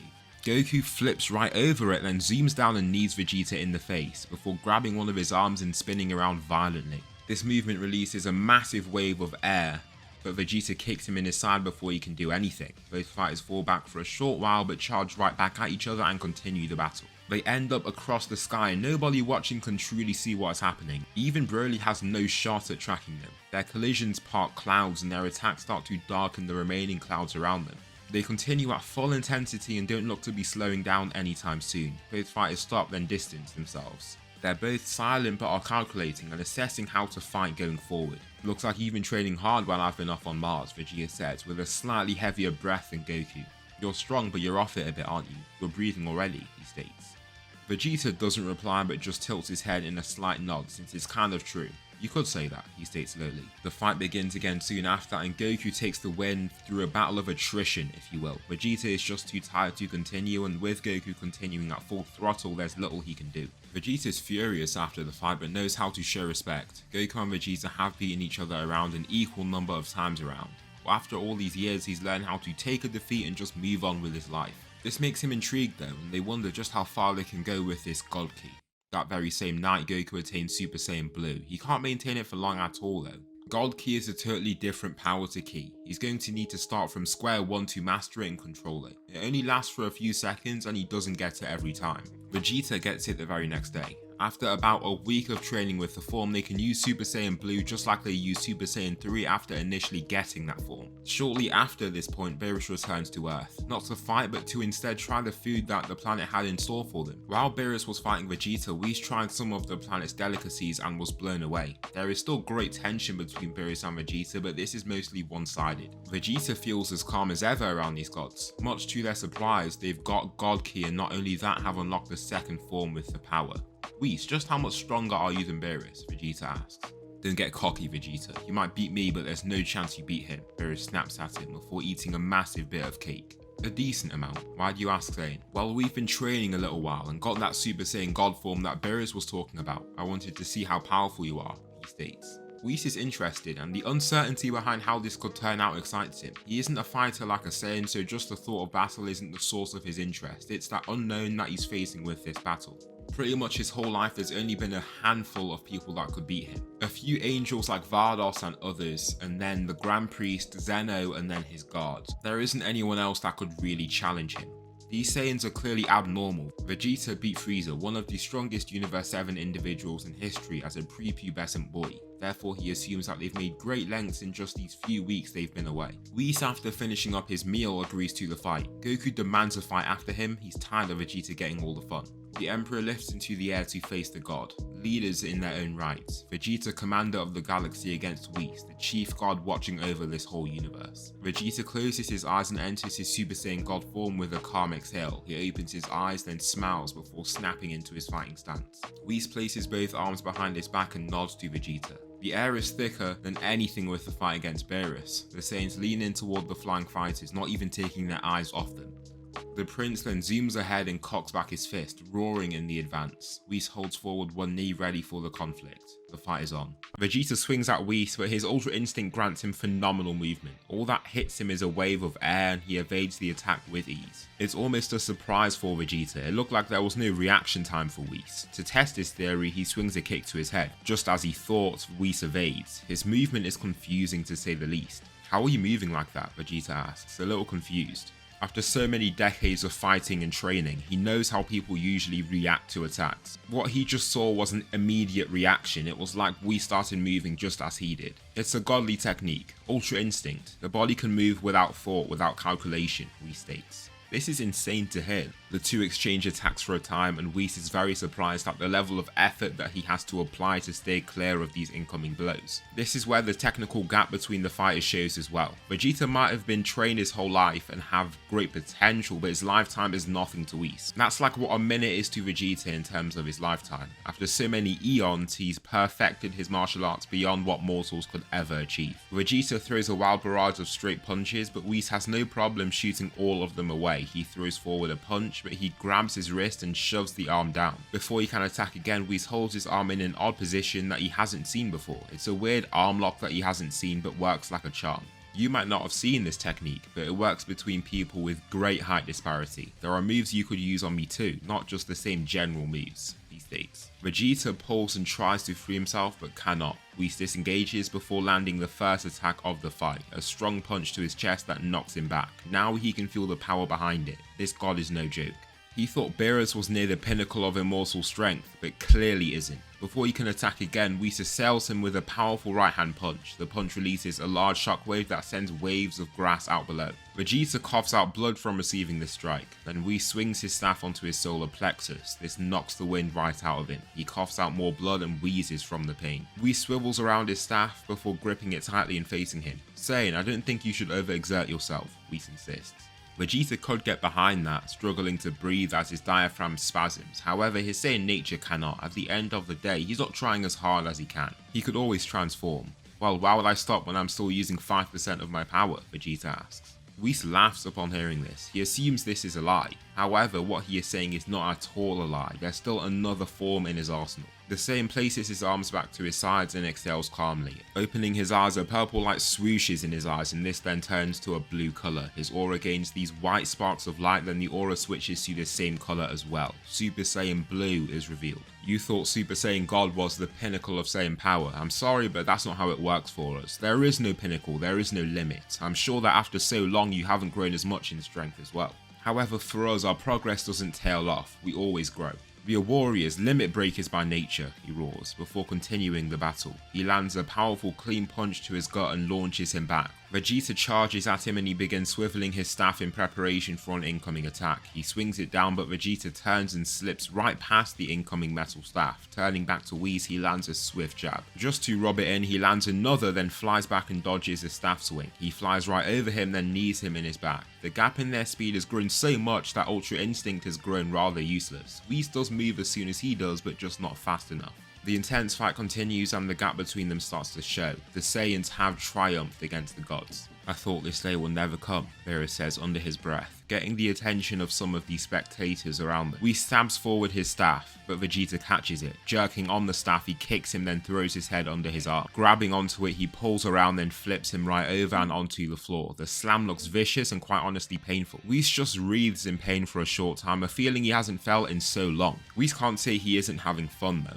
He flings up a ki blast that Vegeta slaps away with his very own staff. He then swivels it around and hurls it down, but Whis predicts and dodges. After landing onto his back foot, he springs forward with great explosion and aims for a punch. However, with his eyes closed, Vegeta dips and evades. Wow, that Ultra Instinct thing is quite cool, he states, bringing Whis to a complete stop. You almost can't believe it. This Saiyan, having unlocked God Ki after a few months, has already stepped further and entered the domain of Ultra Instinct. He stood here with his own blood covering his tattered clothing. The Angel Staff is now in the hands of the Saiyan, almost illustrating the transfer of power, the transfer of superiority. The mortals, the Saiyans, have surpassed the gods. Vegeta swivels around the staff intensely, whipping up fast, sharp waves of wind. He then swings the staff's end across Whis' face. The impact is like a high-pitched, loud slap and breaks the skin. It also knocks him down to one knee. Know when to yield, God.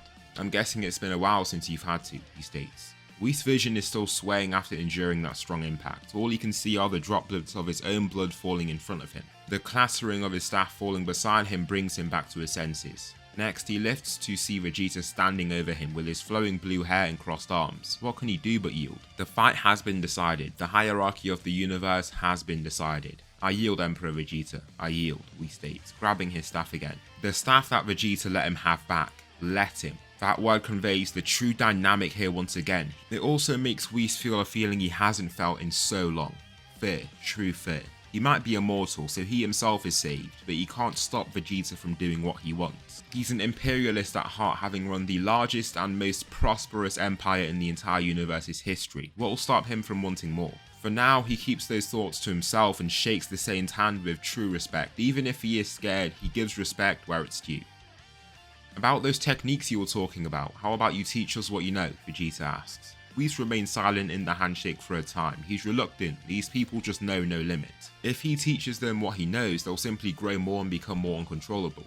Perhaps. I'll contemplate the proposition, Whis replies. Of course, he hasn't exactly made a choice yet, but him not outrightly saying no is a good sign for the Emperor. After this, the group just return to what they were already doing and Vegeta takes a few days off training with his Saiyans. He takes this time to basically celebrate their heritage and what they've achieved with beating the God of Destruction and Angel of their universe. They feel that they've truly honoured their fallen brothers and sisters. Not only have they beaten Frieza and his father, but now they're the strongest people in the entire universe. What else would you expect of the warrior race? Shortly after this event, Vegeta is walking through the streets of his capital city. He's called it Bulmia after his wife Bulma, Queen of the Empire. The people in the streets bow and cry out his name upon seeing him. Their devotion to him is sincere, powerful and unfaltering. Without even a single word or signal, those in his way move and let him pass, almost like a red carpet is being rolled out for him that people must evade. Why are you here showing me this? Trunks asks, now beside him. Trunks is 14 years old now, of course still with a childish physique. Now, us Saiyans live longer than humans. It's still going to be a long time before you inherit my empire. However, you're a grown man and no child of mine will be a weak man, he states. What if I didn't want this empire? Trunks asks. He's an Earthling, a hybrid Saiyan by blood but a true human by heart. He loves Earth and the life he can have down there. He kind of likes the world here and the respect he receives, but it isn't home. This to Vegeta makes no sense. There was no sense of home that he needed. Why do you need to feel at home when you can command whole solar systems to do as you please? Do you not like the world that you could receive? This planet is my empire's headquarters. Only the strongest, most intelligent people from across the galaxy are allowed here. All of them extremely capable and totally devoted to you, Vegeta says back to him. Now that doesn't sound bad at all. Trunks can't lie about that. However, it leaves him feeling off in a sense. Earth looks down on this imperialist authoritarian way of life. There have been times in history with states like that have caused great atrocities. Of course, Trunks keeps his true thoughts in up until they're allowed into the planet's throne room. They look out the room's glass window in their respective thrones, looking out into the vast city ahead. More than a mile up in the sky, they can see even the neighbouring cities in the distance. They can see the thin cloud of red dust across the streets from the Martian ground and the towering Mount Olympus in the distance as well. You've killed so many innocents, Trunks blurts out of nowhere. Vegeta's face tightens in response and he slightly frowns. Not this again. Are you serious? Kakarot says this as well, Vegeta says back, rubbing his forehead with irritation. Yes, because it's immoral. Why should you take out innocents just because they didn't want to follow you? What if they weren't hostile to you and just wanted to go their own way? If they attacked you, then fine. You could argue those on innocence. However, that isn't true, is it? Trunks elaborates. You've gotten rid of planets that just respectfully declined your rule. Look at that man. You see the orange man there? You sent his key, Vegeta says, almost cutting him off. He leans forward and points at him with his elaborate, intricate golden necklace no longer resting on his chest but dangling down. His voice now carries a greater volume and passion than before. Vegeta can have a furious voice whenever he talks about something, but this is different now. The tone behind every single word releases his deepest beliefs and conveys his resolution. Yes, of course, what about it? His home planet was impoverished, truly impoverished. They lived like hunter-gatherers, only having recently discovered fire. He was the one who discovered it, changing his whole planet. I came and brought them food, shelter, water, incredible expenses. I gave them a chance to change their planet around for the better, educate their youth, tame the harsh terrain they inhabited. They agreed and are now an important colony and port in my empire. Now he has a great profession and can use the intellect he was gifted with, he explains. Don't just show me a good example, what about the other planets that you destroyed, he then asks.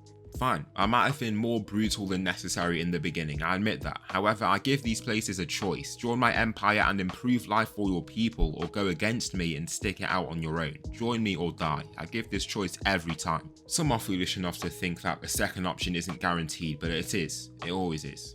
The air has grown incredibly tense and the two of them just look upon the city in silence. Not a single word is exchanged between them for minutes on end and their faces have both gone a beet red. It's a tough conversation to have but needs to be had. It annoys the hybrid saying, but by the day the prospect of being emperor grows more enticing. Even if he disagrees, it's looking like he has no choice in the matter. Shortly after this point, Frieza is reborn by Sorbet. On a planet on the outskirts of the galaxy, he has returned to revive his empire. In their ranks are over 100,000 dissidents of Vegeta's empire. They were either totally loyal to Frieza when he was emperor or have grown furious at the regime that Vegeta has set up. They want to either free their own people or see the end to the Saiyan's rule. All of them, with a common enemy and interest, band together and formulate a plan. First, Frieza wants to go to a certain planet, Earth. Now the group see this as foolish. The planet closest to the administrative HQ of the Empire. I mean, every single part of that solar system is being watched by the Empire. Any unauthorized activity is swiftly dealt with. Frieza has no fear and orders for this to happen. Now he's simply too strong to be defied. It's not like how they'd like to start this invasion, but decide to do so. They do have tactics to try and evade this constant surveillance and bank on this to hopefully keep their lives. A small group of the resistance force their way to Earth and Frieza is stood at the window facing the blue marble. His body falls firm and stiff once he sees it. They had no chance talking him out of this. They zoom into the solar system using not a single thruster and turning off all the lights. They cruise into the solar system and manage to evade some of the detectors. By the time it seems that they're detected, they're already heading toward Earth and are entering its atmosphere. Since Earth is a special protected zone of the Empire, nobody can just fire at the ships and possibly hit Earth. Therefore, they inform Vegeta of what is happening and just send soldiers over there to see what is happening. He looks on and finds something going on. Their sensory systems sense a power level in the hundreds of millions hurtling toward Earth at high speed. This is enough to even get Vegeta himself on the case. He lifts from his throne, making his suit elegantly flow. "What are you getting up to?" Trunks asks him. "There's something going on Earth. A very strong guy is heading toward the planet at high speed. Not an issue for me, but it could be dangerous for those on the planet," Vegeta says. Oh, I didn't think you'd be going out of your way to help someone on Earth. I thought you didn't want to help them because they didn't want to join your empire, he provokes him. Vegeta doesn't reply and just turns, walking straight out the throne room. Trunks follows shortly after. The two Saiyans prepare their own ships, then head back to Earth. Goku is meditating quietly by himself and can then feel this presence. He can sense the evilness in the key, but not the person that it is. Therefore, he stays vigilant and tracks the ship up until it lands. It crashes into a massive rocky wasteland, throwing out a cloud of rock and dust. Goku stands at the closest mountain, surveying the area. A platform descends from the ship, revealing what seems to be tens of soldiers. Several other ships land in the vicinity, revealing numerous powerful warriors. They soon disperse, aiming their guns forward. This is an invasion. Goku can see the group flooding out in all directions and must see an end to this. He flies down toward a group of about 20 soldiers running in unison. Their scouters shatter upon trying to measure his strength. This leaves them terrified. Just how strong is this person? One brave soldier fights his fears and aims up his firearm, shooting Goku. The energy beam explodes but causes no damage. Goku doesn't even blink. The soldier tries to fire another blast, but Goku slips past it, letting the attack fly away into the distance. The soldier then decides to unload his whole round onto him, just letting everything go. The blasts just keep coming, but Goku flows around them with ease. There's a deafening tense silence as the blasting ceases. They know what is coming. Goku speeds forward and taps the person on their neck, then starts speeding around the crowd. He moves with immense speed, and it looks like he's an orange line of energy continuously speeding around the area. It looks trippy since he can't be tracked. In what feels like seconds, the army of hundreds of dispersed soldiers fall unconscious. After this blink of time, Frieza can see Goku standing ahead of him. Who are you supposed to be? Frieza asks. I could ask you the same thing. Get rid of this army, you're not going to invade my planet, he insists. Frieza chuckles in response. He isn't the slightest bit fazed. He knows the fodder that is his army. They're only used to control large populations and contain planets. He could do the same to his own soldiers, or so he thinks. If you're not going to leave, I'm going to have to get rid of you, Goku states. Frieza laughs with contempt before transforming into his own final form. He's ready for the fight, he believes. Frieza speeds across the grass below, flipping forward to drive down his leg. Goku steps aside and kicks him in his side. This single kick breaks many ribs and almost caves in his ribcage. He coughs out blood and falls to his knees, holding his side in pain. Once he stands and feels like he's stabilized, he just coughs out more blood. It's not looking good for Frieza. I told you to leave and you didn't, he shouts, tightening his fists and getting angrier by the second. A moment later, Vegeta appears from the skies and lands ahead of the fallen army. Kakarot, did you do all this? I commend you. It seems like you didn't kill any of them, Vegeta states. Frieza, I didn't think I'd ever see you again, Vegeta says. Frieza, struggling to breathe, tries to step back but falls and grits his teeth in pain. What's gotten into you? He asks, confused by his current state. I already struck him. He tried to invade the planet, Goku explains. Ah, okay, Vegeta says, before slowly walking forward. He arrives at his side, then grabs Frieza by his neck and lifts him up. I defeated you once. What makes you think I won't do it again? He asks. Don't you want to see my full strength? Frieza asks, struggling to breathe. Vegeta squeezes on his neck with anger. He is furious with Frieza. Even after so long, he can't stop thinking about what he did to his people. Millions and millions of Saiyans were under his rule, unable to act freely. He kept them contained and restrained, forced to listen to his every command. Of course, you could say that Vegeta is doing something similar, but Frieza never had the best intentions in mind for the Saiyans. He killed all of those that he ruled over, however, he lets him power up. Vegeta might be angry, but he has honor. What will he gain from beating him when he isn't at his best? Therefore, he lets go of him and steps back, placing his arms behind his back. He stands patiently, just waiting to see what will happen. His gaze is of pure curiosity, holding not even an iota of fear. After triumphing against the gods and learning their greatest skills and techniques, nothing scares him, nothing at all. Frieza enters his golden form and lands back on the ground in this pristine state. He smirks at Vegeta in this new form, then speeds toward him. He throws a quick punch, a punch that is quick to him, but looks almost frozen to Vegeta. He slips past it and punches him in the very same movement. He uses Frieza's impetus against him. Frieza was already running forward and so ran straight into his fist. His knuckles harshly strike his face and snap his nose. Frieza knocks back, stumbling and holding his nose. In this same stumble, he holds his ribcage that still throbs with agony. I can't believe you still had the gall to show your face again. Your father had the same confidence, but he perished all the same, Vegeta states, storming forward. His fists are so tight that they're vibrating and he locks eyes with the former emperor. The dynamics have totally reversed. Once Frieza ruled over these Saiyans, but it looks like the opposite is the case now. Frieza continues retreating as Vegeta advances and trips up in his retreat. Landing right on his ribcage, he grits his teeth in pain, slowly rolling over then trying to pull away. You're weak, you always have been. Born with talent but without the work to gain from it. "I'll show you what talent and hard work results in," he states. Walking up to his side, he grabs him by the back of his neck and pulls him up to his feet. "This will be just as satisfying as the first time," he states, creating a blue key ball. This ball of ki slams into his body and he detonates it. The whole area is illuminated in a coat of pure white light and rips Frieza apart. Sorbet and the other executive members of the Resistance watch in horror as their main forces are wiped out in minutes. The smoke slowly clears out due to the slight breeze and nothing remains. Frieza is totally gone along with a good number of the surrounding soldiers. The other remaining soldiers are still knocked out and are to wake up to a great horror. Take your ship and leave this galaxy if you wish to keep your lives. Less than 30 seconds later, he can see the ship lifting and blasting off into the distance. Vegeta watches the ship fly away and his coat billows from the outburst of wind. He watches on with a focused, firm face of confidence. He's protected his galaxy and avenged his fallen Saiyan race for the second time. After this point in time, Whis decides to take the Saiyans. He does so rather begrudgingly, since he isn't sure if he could contain them. They have uncontrollable power that could keep on growing under his tutelage. Therefore, he focuses totally on techniques and control. Even when doing this, the two Saiyans continue to grow. He's kept this matter away from his father and superior, the Grand Priest. If they continue growing, he can't hide this from them forever. In the Universe 6 saga, Universe 7 have complete ease defeating them. Goku and Vegeta can track here even when he uses his time skip. He assumes it looks instantaneous to viewers, but to them he just starts moving a little faster.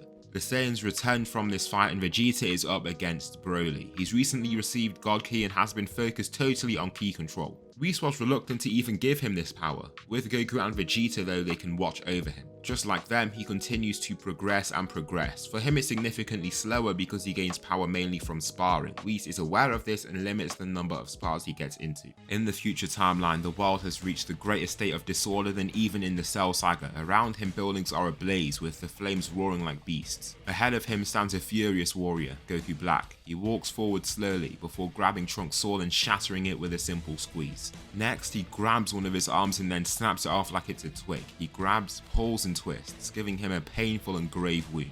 His arm spews out blood, painting the ground in this warm substance. "You mortals are so weak, impure, imperfect," Goku Black explained, scraping off the metal particles in his palm. Trunks wants to get to the future and save his timeline, but he's just not sure how he can do that. His arm is bleeding profusely and his skin is growing pale. Looking around, he sees nothing but chaos and destruction. How can he let his timeline fall like this though?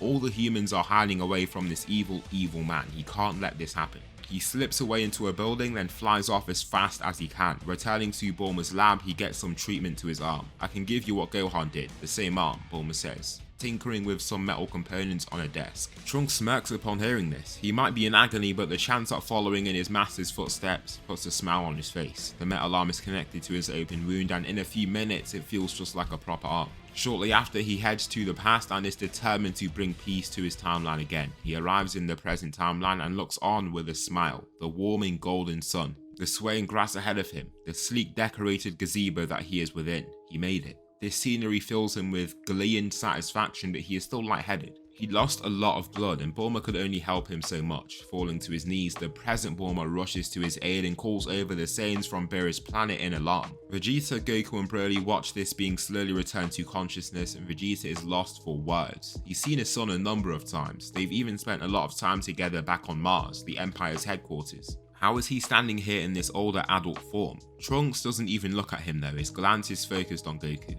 Just looking up on his face makes him blast up to his feet and go into attack. He goes in for a punch with this new metal arm and lands it.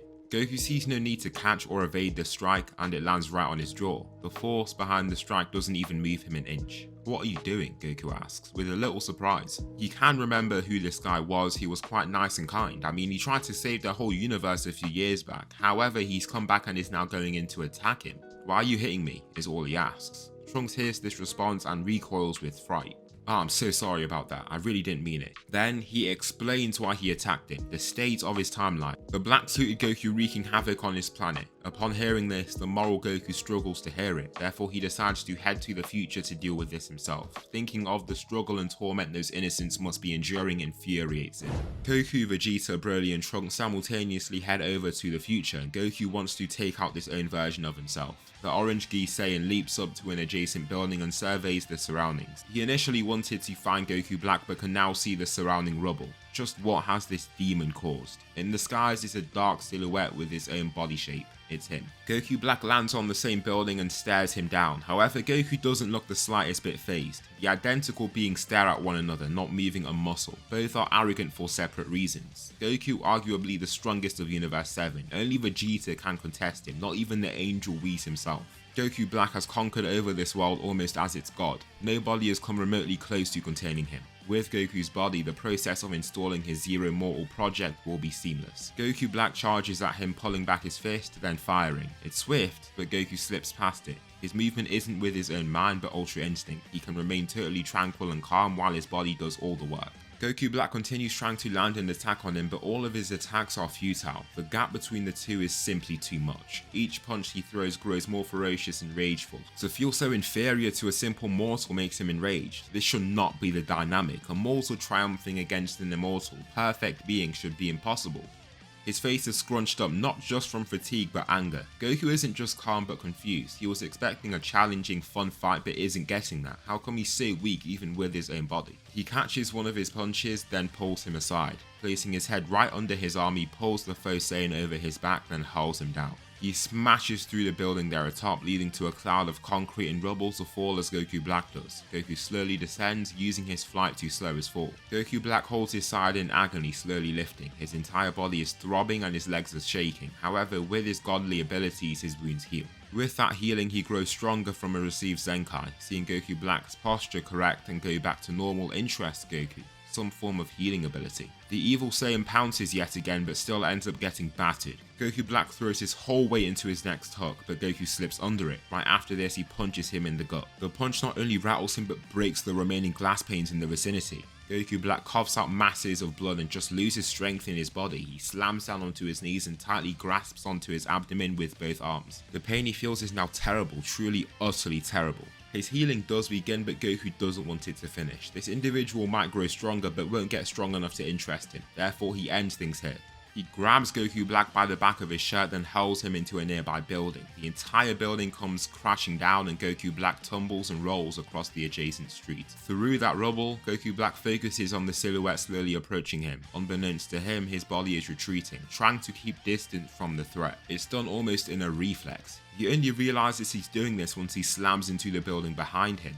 He can feel a wave of flames on his back and this intense heat forces him closer to the enemy. However, he curves out and goes lengthwise in the street. He can't get anywhere near Goku or else he's finished. This retreat, this fear is all useless. It won't keep him alive.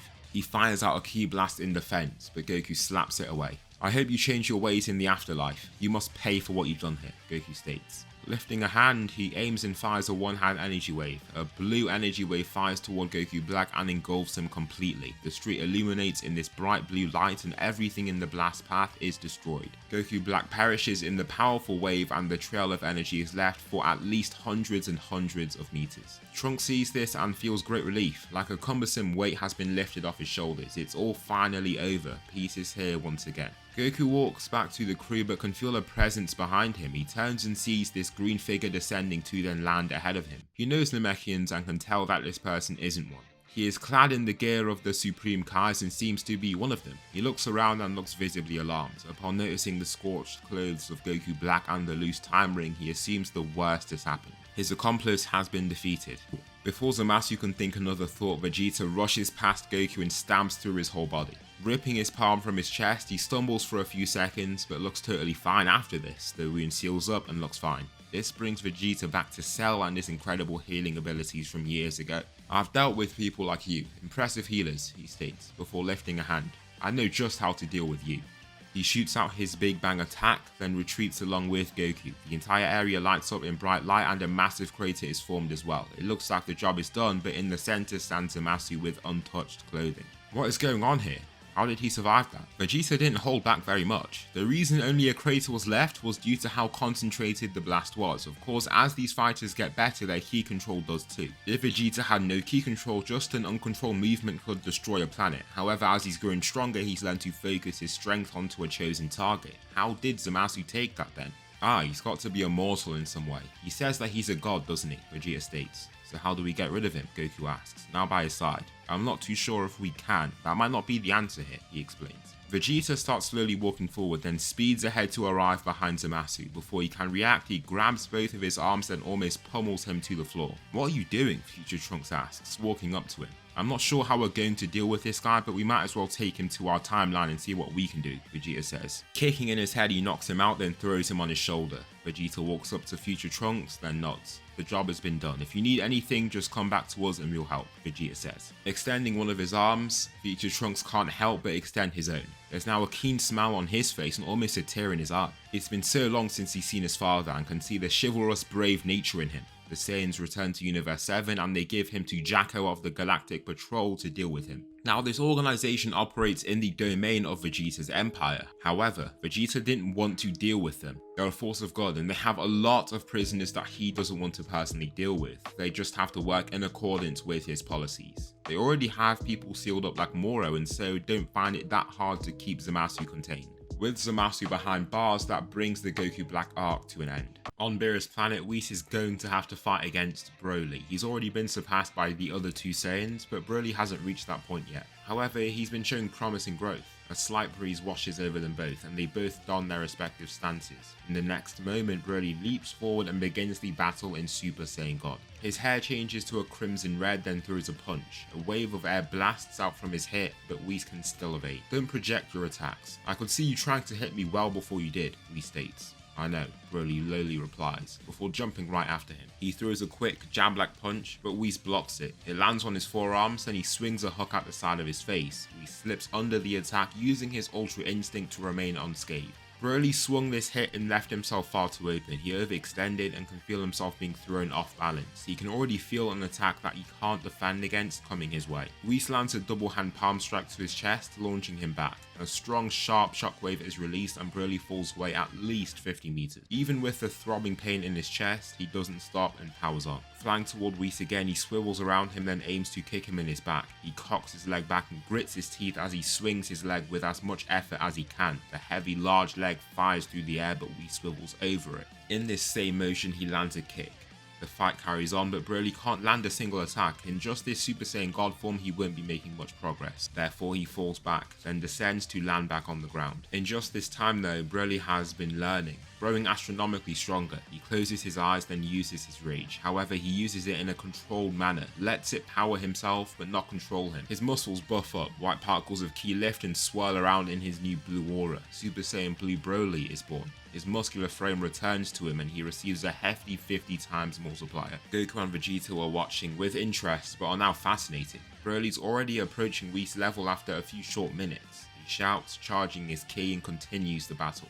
In his advance, Whis' calmness fades. The dynamics of the battle have already changed. Whis does manage to land a punch on him in his charge. However, right after, Broly connects with a punch of his own. This leaves him quite stunned. The punch is flush and truly hurts the angel. Right after taking it, he gets kicked in the chest. Whis falls back more than 30 meters and can feel this unsettling pain in his chest now. It seems that he grew stronger just in between those two attacks. An incredible feat of growth. Broly, with newfound confidence, charges again. Going in to throw a punch, Whis calms himself. He doesn't let the fear of pain or Broly's rapidness throw him off. The incoming attack can be dealt with if he resorts to what he knows. The knuckles approach him and he then reaches out his arm. Slipping his right arm over Broly's approaching left, he tightens and locks his arm in. The power behind his punch means Whis is thrown back a little, but he lets that happen. That isn't an issue. Next, he performs a technical, elegant maneuver to send Broly over his shoulder and down toward the ground. Instead of letting him go, Whis dives down and holds Broly in a locked position. They're both diving down with haste, and Broly will be the first to impact the ground. Broly pushes and pulls, but cannot free himself. Whis' lock is too tight. The ground is approaching and it won't end well if he just lets himself hit the ground. As he is pulling and pushing, he is growing stronger. As he looks toward Whis, his eyes switch from a bright blue to a pale yellow. His muscles grow larger and more vascular. Not only that, but his hair has become scruffier and wilder. The Ikari form has been stacked on top of his Super Saiyan Blue form. This 10 times boost to his power gives him just the strength he needs to break free. He shrugs off the angel and reveals his new titanic physique. Broly's transformations don't just make him more muscular but taller as well. He now stands at a whopping 11 feet and towers over even the tall Whis. His eyes vibrate with fury and so do his fists. His eyes do not fall off the target. Victory is all he cares about. Whis switches to a defensive stance. He knows what is coming. Broly is powerful and dangerous and fighting in an offensive way won't be safe. The large warrior begins charging forward.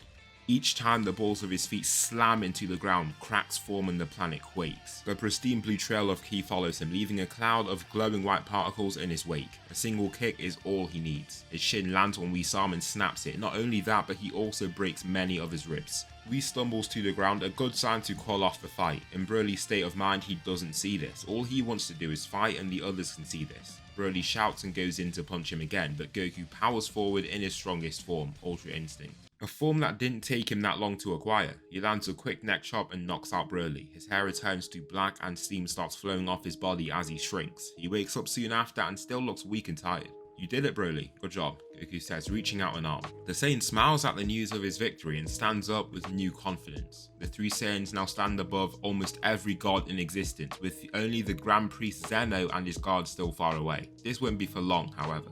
Whis can see that and just isn't sure what to make of it. They all have god natures, well, partially with Vegeta. However, it's not like they want to take over the multiverse or something, or dethrone the gods. They're just Saiyans that like training, fighting, and getting stronger. In this universe, Goku doesn't become friends with Zeno. Whis has made sure to keep these Saiyans as far from those gods as possible. If Zeno were to see them, he'd surely get erased. Having mortals being that strong would just be too dangerous. Maybe for keeping their existence withheld from Zeno for so long, he will also get erased. He's simply gone too far now and can't turn back. However, Zeno is still bored in his position and wants to see some fighting. Therefore, he still comes up with the idea of the Tournament of Power. He doesn't ask for anyone's approval and gets it up and running as an order. Beforehand, Goku is up against the Pride Trooper Toppo. The intimidating figure doesn't say a word and just stretches in preparation for their battle. Goku isn't the slightest bit worried. From what he's been told, this person is training to be his universe's god of destruction. From that logic, he shouldn't be anywhere near his universe's angel and therefore far weaker than himself. The fight begins and Toppo charges in his direction. His achievements and strength give him immense confidence, so there's no reason to stay back in his eyes. He throws one of his mammoth fists, but Goku steps aside and evades. Goku then jumps elegantly, flipping forward to drive down one of his heels. It's a flashy acrobatic attack and his heel drives into Toppo's head. The attack is strong and knocks him right onto the arena with a bleeding head. Not only that, but everything is swaying in his vision. Powers back up and begins using God Ki as well. With this large boost to his strength, he believes that this should be enough to get the job done. He sprints forward again, moving with abnormal speed for his massive size. With this great impetus from his size and speed, he goes in to attack Goku. He clams his two hands together, then throws them down with ferocity. In his field of view, Goku disappears under his hand, so he assumes the attack lands. However, his fists are suddenly stopped. Looking beside his fists, you can see Goku has stopped his double axe handle with just a finger. This brings the once lively crowd to silence. All their excitement and conversation is cut short from this showing of might. Goku then steps back and lets his fists slam into the arena. Now that Toppo has fallen over in this manner, he lifts his hand and flicks at his forehead. Just the power of this finger flick throws Toppo off the ring. Commotion brews in the crowd after seeing this. Is this real? Is this what the universes are going up against? After, Vegeta has an idea. If they're going to need fighters for their universe, they're going to need to get everyone up to speed. Raditz, Snapper and Trunks will need to be strong additions to their squad. Therefore, to begin, all of them receive the God Ritual to receive God Ki and the Super Saiyan God form. Raditz and Nappa haven't really been training with the crew, but have mainly been off running the Empire. Vegeta has spent a lot of time training recently, so they must deal with all the administrative duties that are usually Vegeta's job.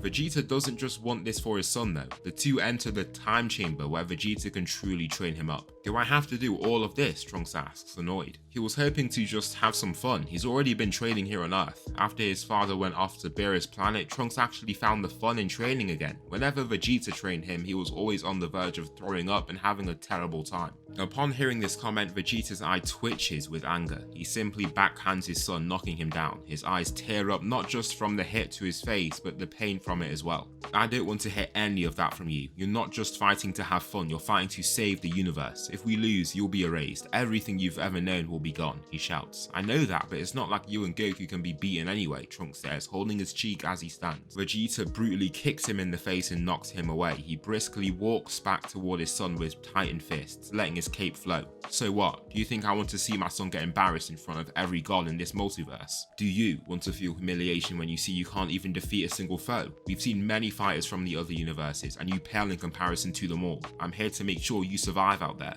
Vegeta shouts, crouching down to glare at him. Now you're going to stay here and train and fight.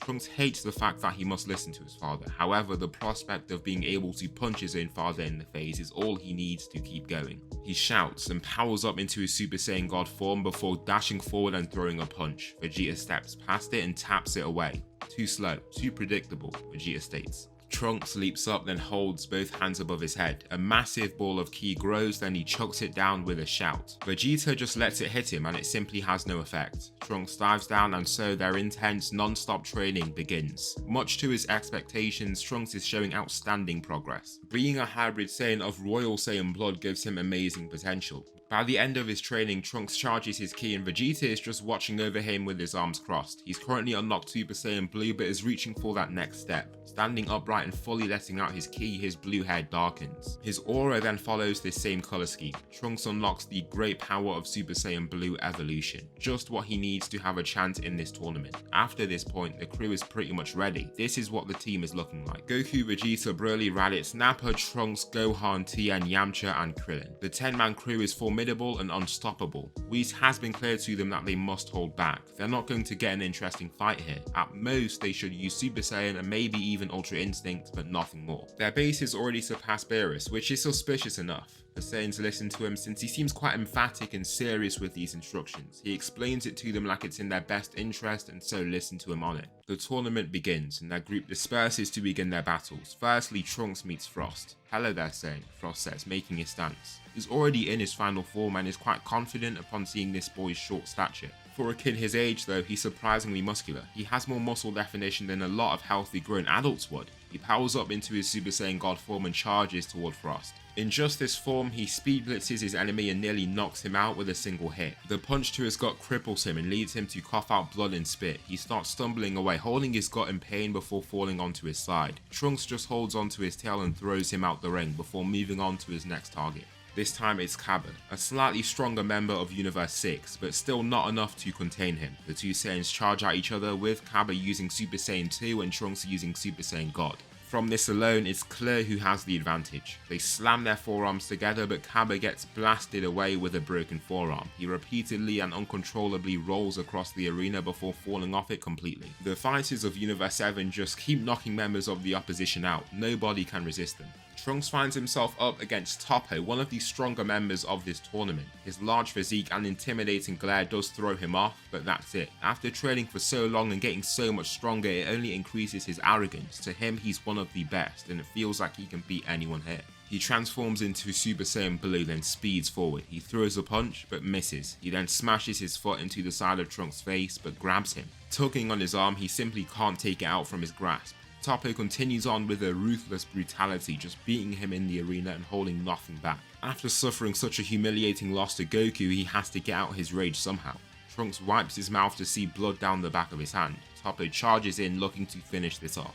However, before he can retaliate, he powers up into his top form, Super Saiyan Blue Evolution. With this immediate 20 times boost, the fight is totally different. Toppo attempts to continue the fight with that same confidence as before and is quickly stopped. Trunks stops his massive fist, then pulls it down. He chucks Toppo's whole body down to the floor, then swings him around to just throw him off the ring. In a few short minutes, he's taken out some of the strongest fighters on the entire map. Instead of Goku seeking out Jiren, the latter finds the former. He's been told by his God of Destruction not to face Goku. He's extremely strong and also has Ultra Instinct. He believes that Jiren should wait for another universe to take out Goku, or if that doesn't happen, to group up with the Pride Troopers and attack him as a team. Jiren is extremely strong, surpasses even Balmod, his God of Destruction, and so doesn't take heed of his advice. He believes he has what it takes to defeat Goku. The Pride Trooper sprints toward Goku with the intention of getting him out the tournament. He can see some of his key allies have been eliminated and needs to take out their strongest opponents. He swings in for a punch, and it's a great strike. However, Goku can perceive every single micro movement. He's simply moving too slow. He starts to second guess himself, why he thought he'd get anything out of this tournament. He's stronger than his actual angel, and he's heard Jiren is only relative to his universe's God of Destruction. He grabs Jiren's wrist and then swings him overhead and down into the arena. An intense rumble can be felt across the whole thing, and Jiren feels a great pain in his back. Upon trying to turn around, the pain only gets worse. It runs down his spine and then spreads to his large back muscles. Goku doesn't say anything. He isn't the type to mock a fighter when he's down. Jiren, due to sheer will and fury, gets back up to his feet. The last thing he wants to be seen as is weak. Once he is lifted again, he tries to continue, however each attack is either evaded or blocked. Goku does so with a totally straight face. While he is dodging these hits, he's looking past Jiren to get a good view of the arena. This lets him know that the fight is nearly over. Only a handful of other fighters from 2 other universes remain. Keep getting stronger, Jiren. Keep training. He has hope that he can grow to challenge him one day, but isn't sure. Since he's heard that this guy just trains on his own, he's not going to get his hopes up. Jiren shouts, blasting off his shirt. He searches deep within for the power that he needs. He breaks the arena with his powerful explosive jump. Many of the spectators can't even track him as he moves. He throws a bog-standard right hand, but it's far too predictable. He put too much focus into just making the attack strong and not effective. Goku evades and the fist is only a few millimeters from his head. There's no need to move more than he needs to. In this same movement, he punches Jiren, forcing it in his solar plexus. This single attack forces his mind to the line between consciousness and unconsciousness. Soon the ring's edge approaches and moves past him. The strongest fighter outside Universe 7 is gone. What a boring tournament this was, Vegeta says with annoyance. He just walks across the arena like there isn't a whole battle happening around him. These uninteresting battles have afflicted him with crippling boredom. A group of fighters attempt to take him down, but he turns and shoots out a Ki blast. This Ki wave is simply a mix of Ki and air, but this shockwave is strong enough to eliminate the entire group. His cape flows out in the opposite direction and his bold posture brings eyes to him. He resembles Superman, a muscular, confident leader with jewelry conveying his riches and influence. Soon after, Universe 7 take the win and are granted the wish from Super Shenron. They use their kindness and bring back all the other universes. After this point, the Grand Priest starts to get a little suspicious. He focused on Vegeta and Goku after seeing what the latter did against Toppo. The Grand Priest is already aware of how strong Toppo is because he needs to know when a God of Destruction is being superseded. The issue here is that he usually doesn't keep tabs on strong people. Normally the God of Destruction does and deals with the threats. A prime example is Beerus with Planet Vegeta. The warrior race was getting stronger, eviler and out of control. However, he, the Grand Priest, must step in now. Whis tried to keep this under wraps, but he revealed to him that he has been surpassed by mortals. No, I can't keep just watching this, the Grand Priest reveals. What's happening? Zeno then asks him. The 2 Saiyans from Universe 7, Goku and Vegeta, they're of a good nature, but their power is getting dangerous. What do you think we should do? The 2 Zenos remain silent for a time. There is an issue, it's obvious. However, both Zenos had a lot of fun watching the tournament. Instead, they were thinking of something totally different. Well, we were thinking of making a different tournament with the gods as well, one Zeno gleefully reveals. The Grand Priest isn't really a fan of that idea, but of course whatever Zeno says goes. He just hopes that this goes well in the end. As the group returns, someone is freed from prison, Moro. He plans to return his body to its prime and relish this freedom that he's gained. However, the Galactic Patrol is in an alerted state. After they receive Zamasu though, they believe that there's a group that could help them, the Saiyans. Jacko and Meris fly over to Earth and find them. Well, he finds Goku. Vegeta and Broly are off-world right now, with only Goku and Gohan being strong enough to join in the fight. Trunks is off with Vegeta on a mission off-world as well. Jacko asks Goku to come along with him, and he's fine with it. He believes he'll get this done effortlessly, and they head on their way. He arrives on Namek, one of Vegeta's most important colonies. He lands and finds numerous soldiers walking in unison, surveying the planet. Almost in every single point of the planet, there's the flag of Vegeta's empire. Namek isn't the primitive, quiet planet that we know of. There are some areas of nature, but there are also large cities. Vegeta wanted more influence on the planet due to the large suns that beam down on it. This gives him a large amount of solar energy that he can rely on. Also, with the healing Namekians, this planet acts almost as a healing hub for the army. They can stop off here and rejuvenate before continuing missions. Goku isn't happy about what he sees. Even if Vegeta has outlawed outrightly killing subordinates of the Empire, they aren't treated well. They're treated as second-class citizens and discriminated against. However, he can feel a decrease in ki across the planet, and then a few soldiers start talking into their scouters. They grow alarms and join up into larger groups, shooting off into the sky. Goku just flies right over them and lands in front of Moro. He takes his attention away, then points at him. "You've got to stop now. I'm taking you back to the Galactic Patrol," Goku shouts out. Moro looks at him, remains silent for a short time, then just laughs. Goku launches a wave of Ki and the blast knocks Moro into a nearby hill. It crumbles from the impact and hurts Moro quite a lot. This changes up Moro's plan. If he wants to achieve his goal, he might have to approach this a little differently. He lifts a rock and chucks it at Goku. He lifts his forearm and lets it break apart on him. He feels no pain. Leaping forward, he kicks Moro in his face and cripples him with this single hit. It makes him feel like he's going to faint and can see a lot of dripping blood. It annoys him. He feels like he could have done much better with his younger body. body. He spent way too long rotting away in that jail. Goku just rushes right in there and places his forearm over his neck, slamming him down. The attack breaks the ground and also suffocates Moro. This is when he attempts to absorb Goku's power. Upon doing so, he can feel this enormous well of power that he can draw from. No matter how long he tries to draw the strength, it doesn't weaken Goku enough. Beerus rushes into the fight himself and finishes this off, shooting out his blue trapping substance over Moro. The job is done just like that. Moro struggles and struggles, starting to feel rageful. He knows that once he returns, he might not get another chance at getting out. No matter how hard he pushes, this substance doesn't seem to yield. This is it. After a very brief tenure outside his prison, he's already on his way back. Thanks Goku, means a lot. This wouldn't have been easy without you, Moro says, going in to shake his hand. Goku nods and shakes it, giving him a smile back. No problem.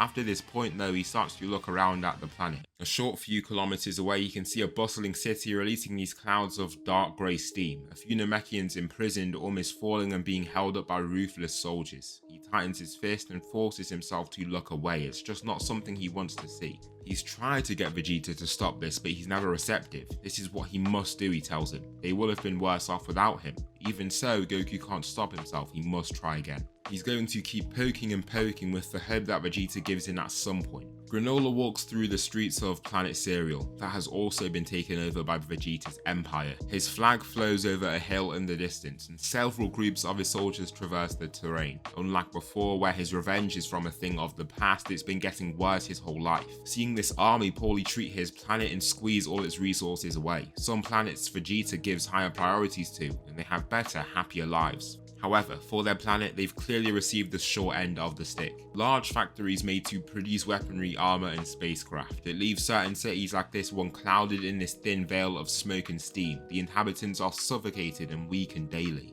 Now, Granola has already gone to Toronto asking to be the strongest mortal in the universe. However, his life force isn't even enough to hold up that state for half a second. That's quite alarming. Just what is he coming up against? Anyways, he doesn't let it go even after this. He walks through the streets of Cereal with the usual mask, a new custom for those of the city that he's in. Once he's returned home, he takes off the mask and takes a nice large breath of fresh air in his home. He's been thinking for a long time and has devised a different plan. His different wish is to be given the ability to inflict grave infection from his focused blasts. Torambo can grant that wish and he can't wait to test it out. He's going to make sure to avenge his people by tormenting and killing those Saiyans. Everywhere he looks, he sees Vegeta's face, his statues, his influence. He can't wait to see it with blood coming out the eyes and ears, with pale, sickly skin laid with sweat.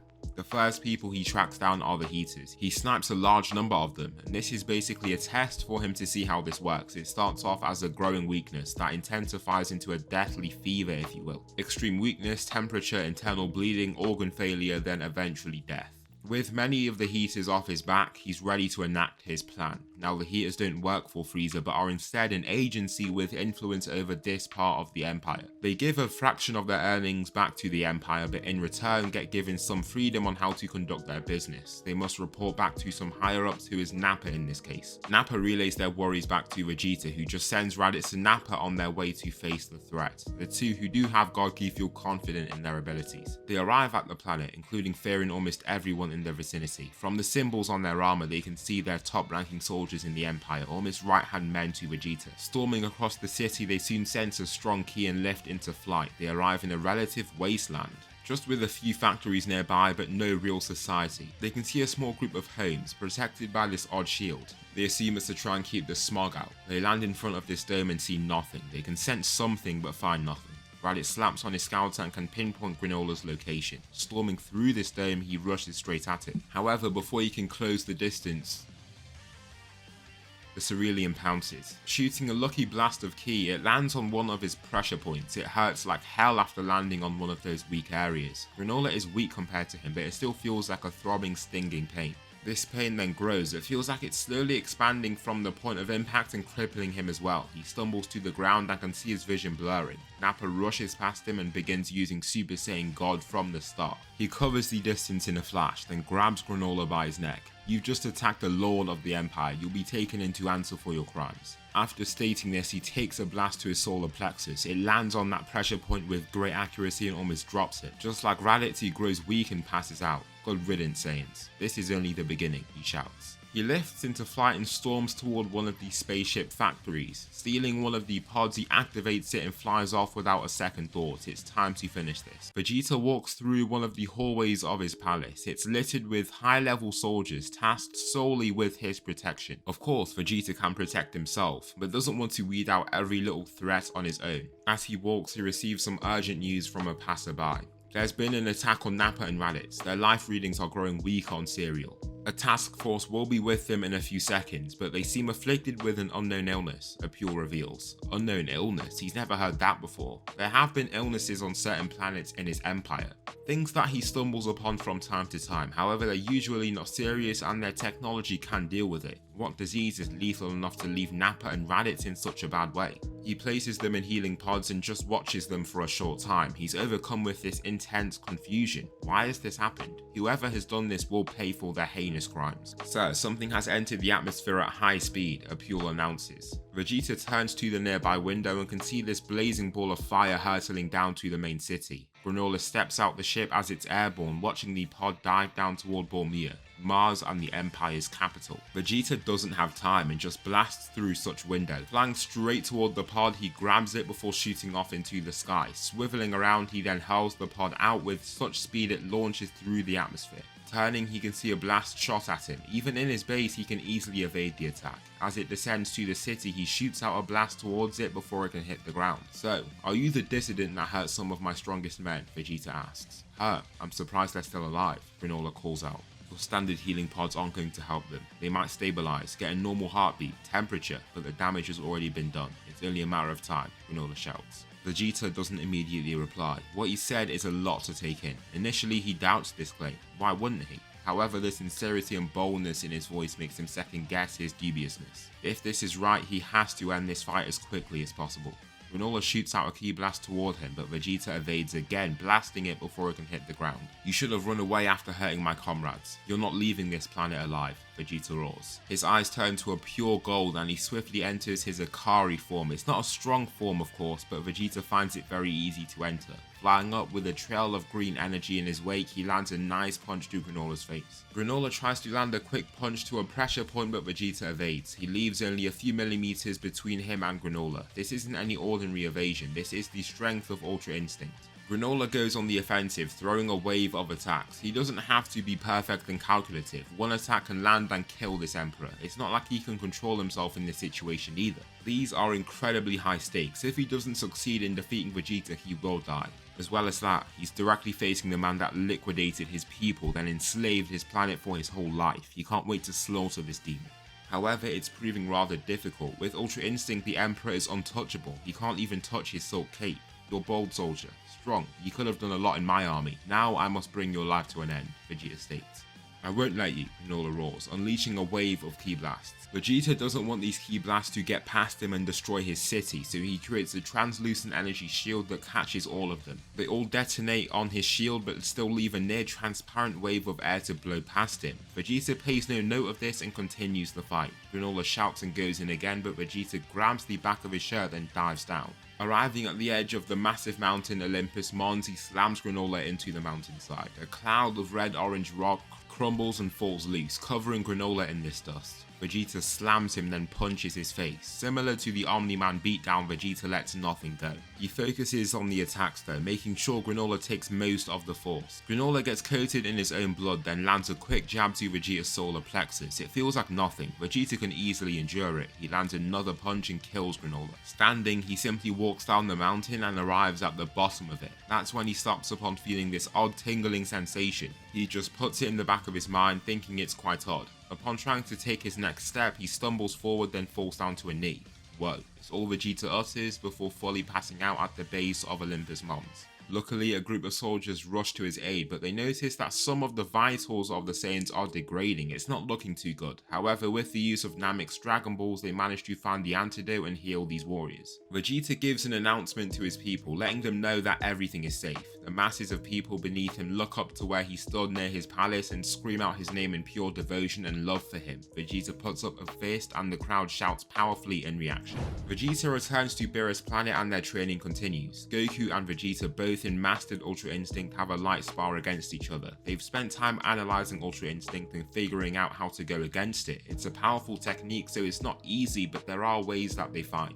Whis finds it fascinating to see how innovative and natural this is to them both. Even Broly is so surprised. They aren't necessarily smart in other areas, but when it comes to the art of battle, it's like they're totally different people. Any concept they can get instantly and even form new ideas. The way they fight now is their own martial art in a way. In this form, Goku focuses and starts attempting a power up. However, as he powers up, his hair returns to black and he falls back to true Ultra Instinct, the more sane compatible form of Ultra Instinct Omen. "What are you doing?" Vegeta asks, confused by his spontaneous transformation. His hair lifts, then his eye color switches from silver to blue. He roars and his aura switches to a majestic golden color that Vegeta hasn't seen before. It's this beautiful blend between the Galactic Ultra Instinct aura and the Super Saiyan aura, a totally new form thought to be impossible, the bridge between the power of the gods and the Saiyans, Super Ultra Instinct. Goku's muscles buff up and it looks like the midpoint between Super Saiyan and Super Saiyan Grade 2. It just makes him look significantly more muscular. "How did you do that?" he wonders. "I don't know, I was thinking about it. Maybe we can add Super Saiyan 2 and 3 on top as well." "I don't want to disrupt your training, but I have to take you to someone," Whis says, almost in a fearful, saddened way. "Why? What's wrong?" "My father, the Grand Priest, wants to see you two. You're both quite strong for mortals, and normally would have been erased by now." "Erasure? Is that a thing?" Goku asks. "Yes, but it isn't very accessible. A more rudimentary form is the Hakai form that Beerus knows. He uses Hakai energy, but Zeno has its own form. It works even on immortals, and is far more effective. It's instant and not very taxing," Whis explains. For the first time, Goku can see a bead of sweat trickling down his face. He's only seen this when they were in fights and therefore deduces this is quite serious. Goku and Vegeta are sent to Zeno and arrive in his palace. It's an amazing pristine area that makes Vegeta's throne room look like a mud hut. At the center stands the two most influential people in existence, the Zenos. The Grand Priest is stood ahead of them and bows upon seeing Whis. Whis reacts in turn and Vegeta falls to a knee. Goku sees him do this and can see the Emperor shooting down a death glance. Therefore, Goku goes down to a knee as well. "Greetings, Whis. I thank you for your timely arrival. Now, I don't want to waste too much of your time, and I will explain the reason why you're here. You both have showcased incredible strength, and so Zeno wants to see a spectacle. We are aware that both of you have surpassed Whis, and so will have a fight against me. You will be given 24 hours in Earth time to prepare. Fusion will be allowed, but you can fight individually if you wish," the Grand Priest says rather awkwardly and rigidly. Whis can tell this isn't his father's choice. It just isn't protocol for him to be doing something like this, but whatever Zeno says goes. "This will be amazing," Zeno says, clapping his hands together with excitement.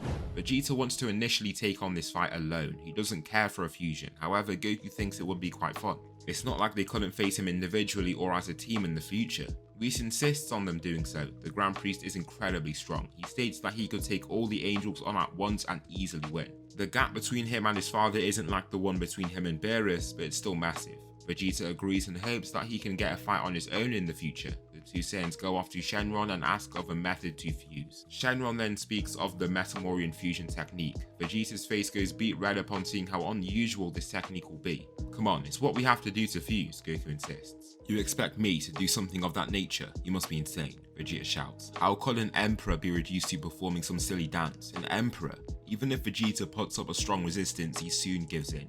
He assures himself this cannot be done again. Performing this dance, they luckily manage it on the first try. Their power levels are very close and their fingers meet perfectly. Beerus and Whis are stood by to witness the fusion. It releases such a bright light that any ordinary human would be blinded. The light dims and no longer is there a pair but only one being. He's currently facing away from the gods and their curiosity gets the best of them. They rush around him to see what has happened, and there stands the fusion between Goku and Vegeta, the strongest mortal in history by a long shot, Gogeta.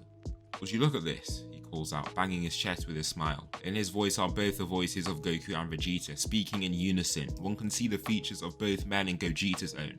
However, it seems that Vegeta's arrogant and confident personality has taken the foreground. He crouches down, then starts to power up. His hair turns to a slightly brighter hue and looks shinier and gleamier than before. However, it starts to grow. It reaches down his back and his muscles puff up greatly. Upon his power up, the ground quakes. The gods seem fine, but disorder erupts across the entire planet. It is unlike even the Super Saiyan transformation of canon. Gogeta is trying his best to not let power leak, but there's only so much he can do. A wave of ki blasts out and slams into a nearby mountain and makes Whis form a shield around him and his apprentice. Glass shatters and falls off skyscrapers, causing great alarm around the planet. Not only that, but systems of Vegeta's neighbouring empire pick up this energy signature. The form is soon achieved. Super Ultra Instinct 3.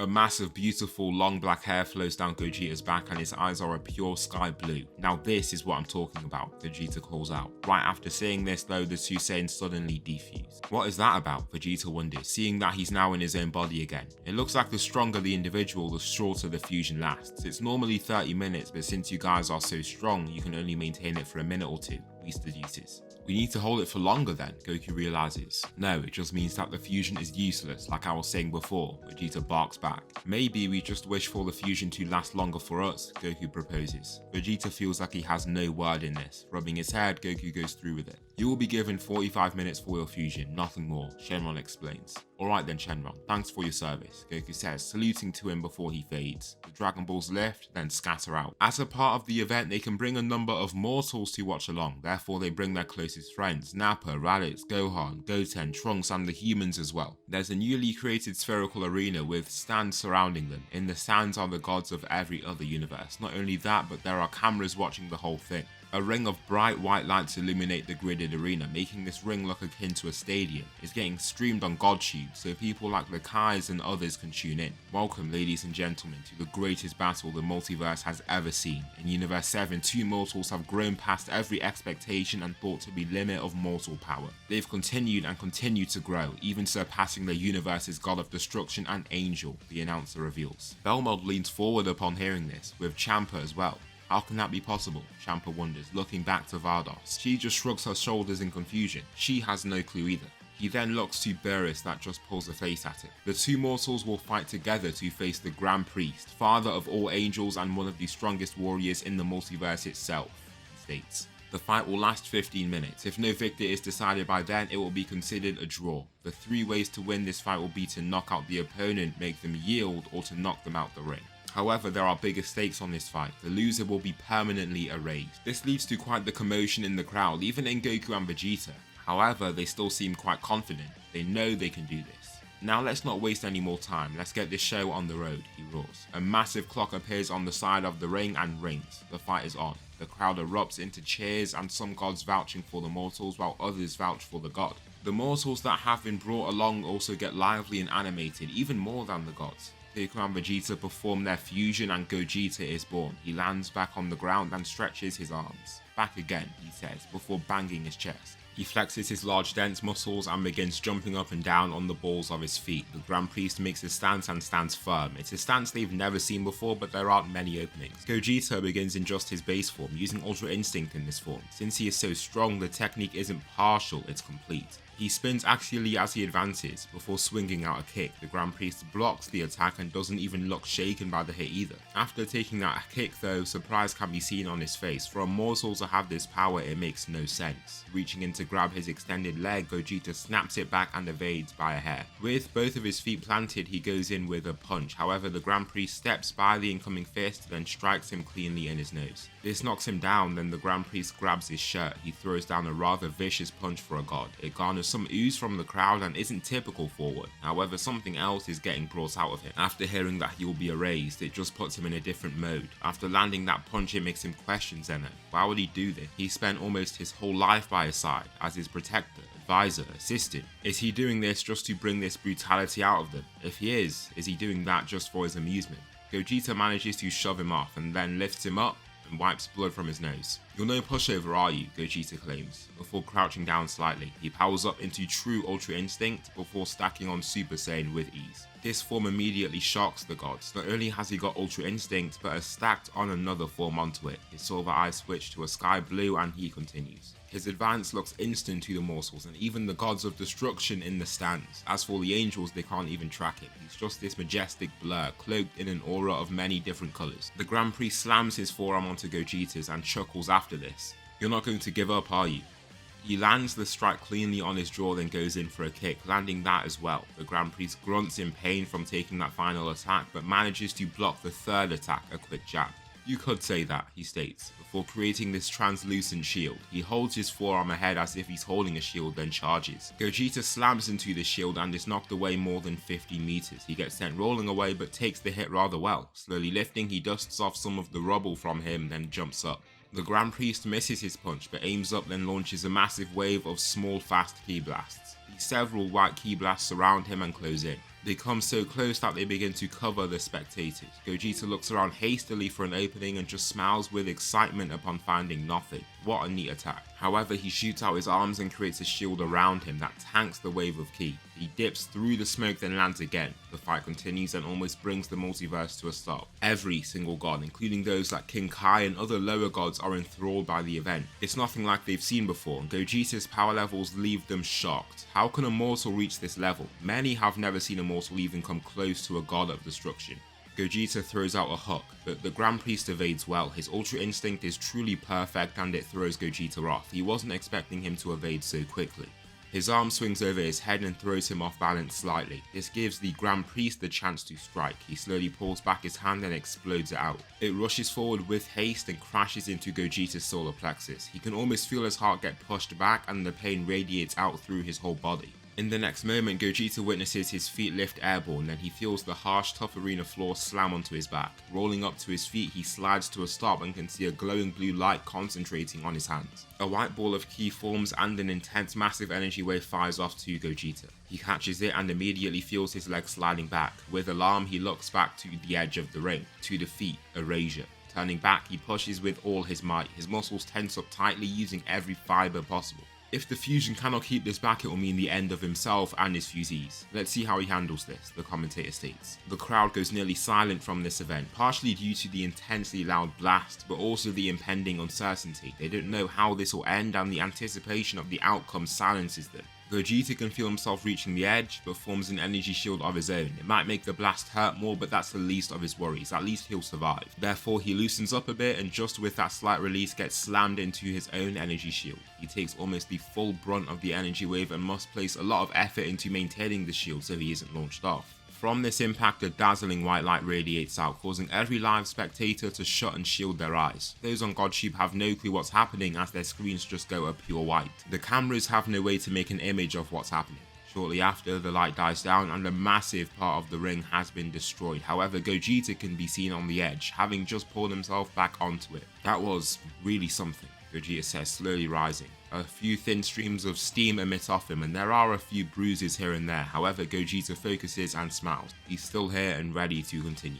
"You fought well, God. I hope you've enjoyed your last few minutes," he claims. Last few minutes? He was just about to lose, so the Grand Priest isn't so sure what he's on about. He powers up and begins reaching for everything. Every ounce of power that he can achieve, the pinnacle of Saiyan power. What remains of the arena shakes and his aura shoots out the loose rubble floating around them. Veins appear up his neck from his effort. His hair grows long and his eyes turn to blue, but then to a different colour. Green, a blend between golden and blue to give this beautiful almost neon green colour. His aura explodes and the form is complete. The trifecta, the blend between Ikari, Super Saiyan 3 and Ultra Instinct, the strongest form ever achieved, the strongest being period. Gogeta, the Saiyan, with the peak Saiyan state, Ultra Saiyan. His long hair almost looks royal with its smooth gleam and full healthy texture. His frame is now that of a Greek god, a perfect balance between muscle mass and leanness. Aura has fallen thin over his body, still carrying that same galactic space-like colour. Phew, is all Gogeta utters with this new state. The Grand Priest doesn't know what to think here. He isn't well versed with Saiyan forms and this is a new form anyway, so he couldn't know much. However, he carries on with bravery and confidence, almost charging forward. He throws a punch, but Gogeta slips and steps away. "Too slow," he comments. The Grand Priest shows no aggression, but can admit that comment got to him. With such high stakes behind this battle, it's broken down his usual grounded, neutral character. Swinging out for a ranged kick, Gogeta can evade that as well. He then darts forward, placing a fist forward as well. Gogeta swiftly moves his hand to a right arrive just ahead of the incoming fist. He catches it and brings the head angel to a complete stop. "My turn," he says, before smashing his fist into his face. The Grand Priest's nose snaps and 2 streams of blood are released. He then lands a snapping kick to his chest, but grabs one of his arms so he can't fall back too far. Swinging around, he just slams him down and lands a kick that shakes the whole ground. At first, the Grand Priest doesn't move. Many spectators believe the fight is over, however the true warrior sense no disturbance to his ki and know that he's still conscious. He slowly lifts, showing some sign of life. He shakily holds his fist up.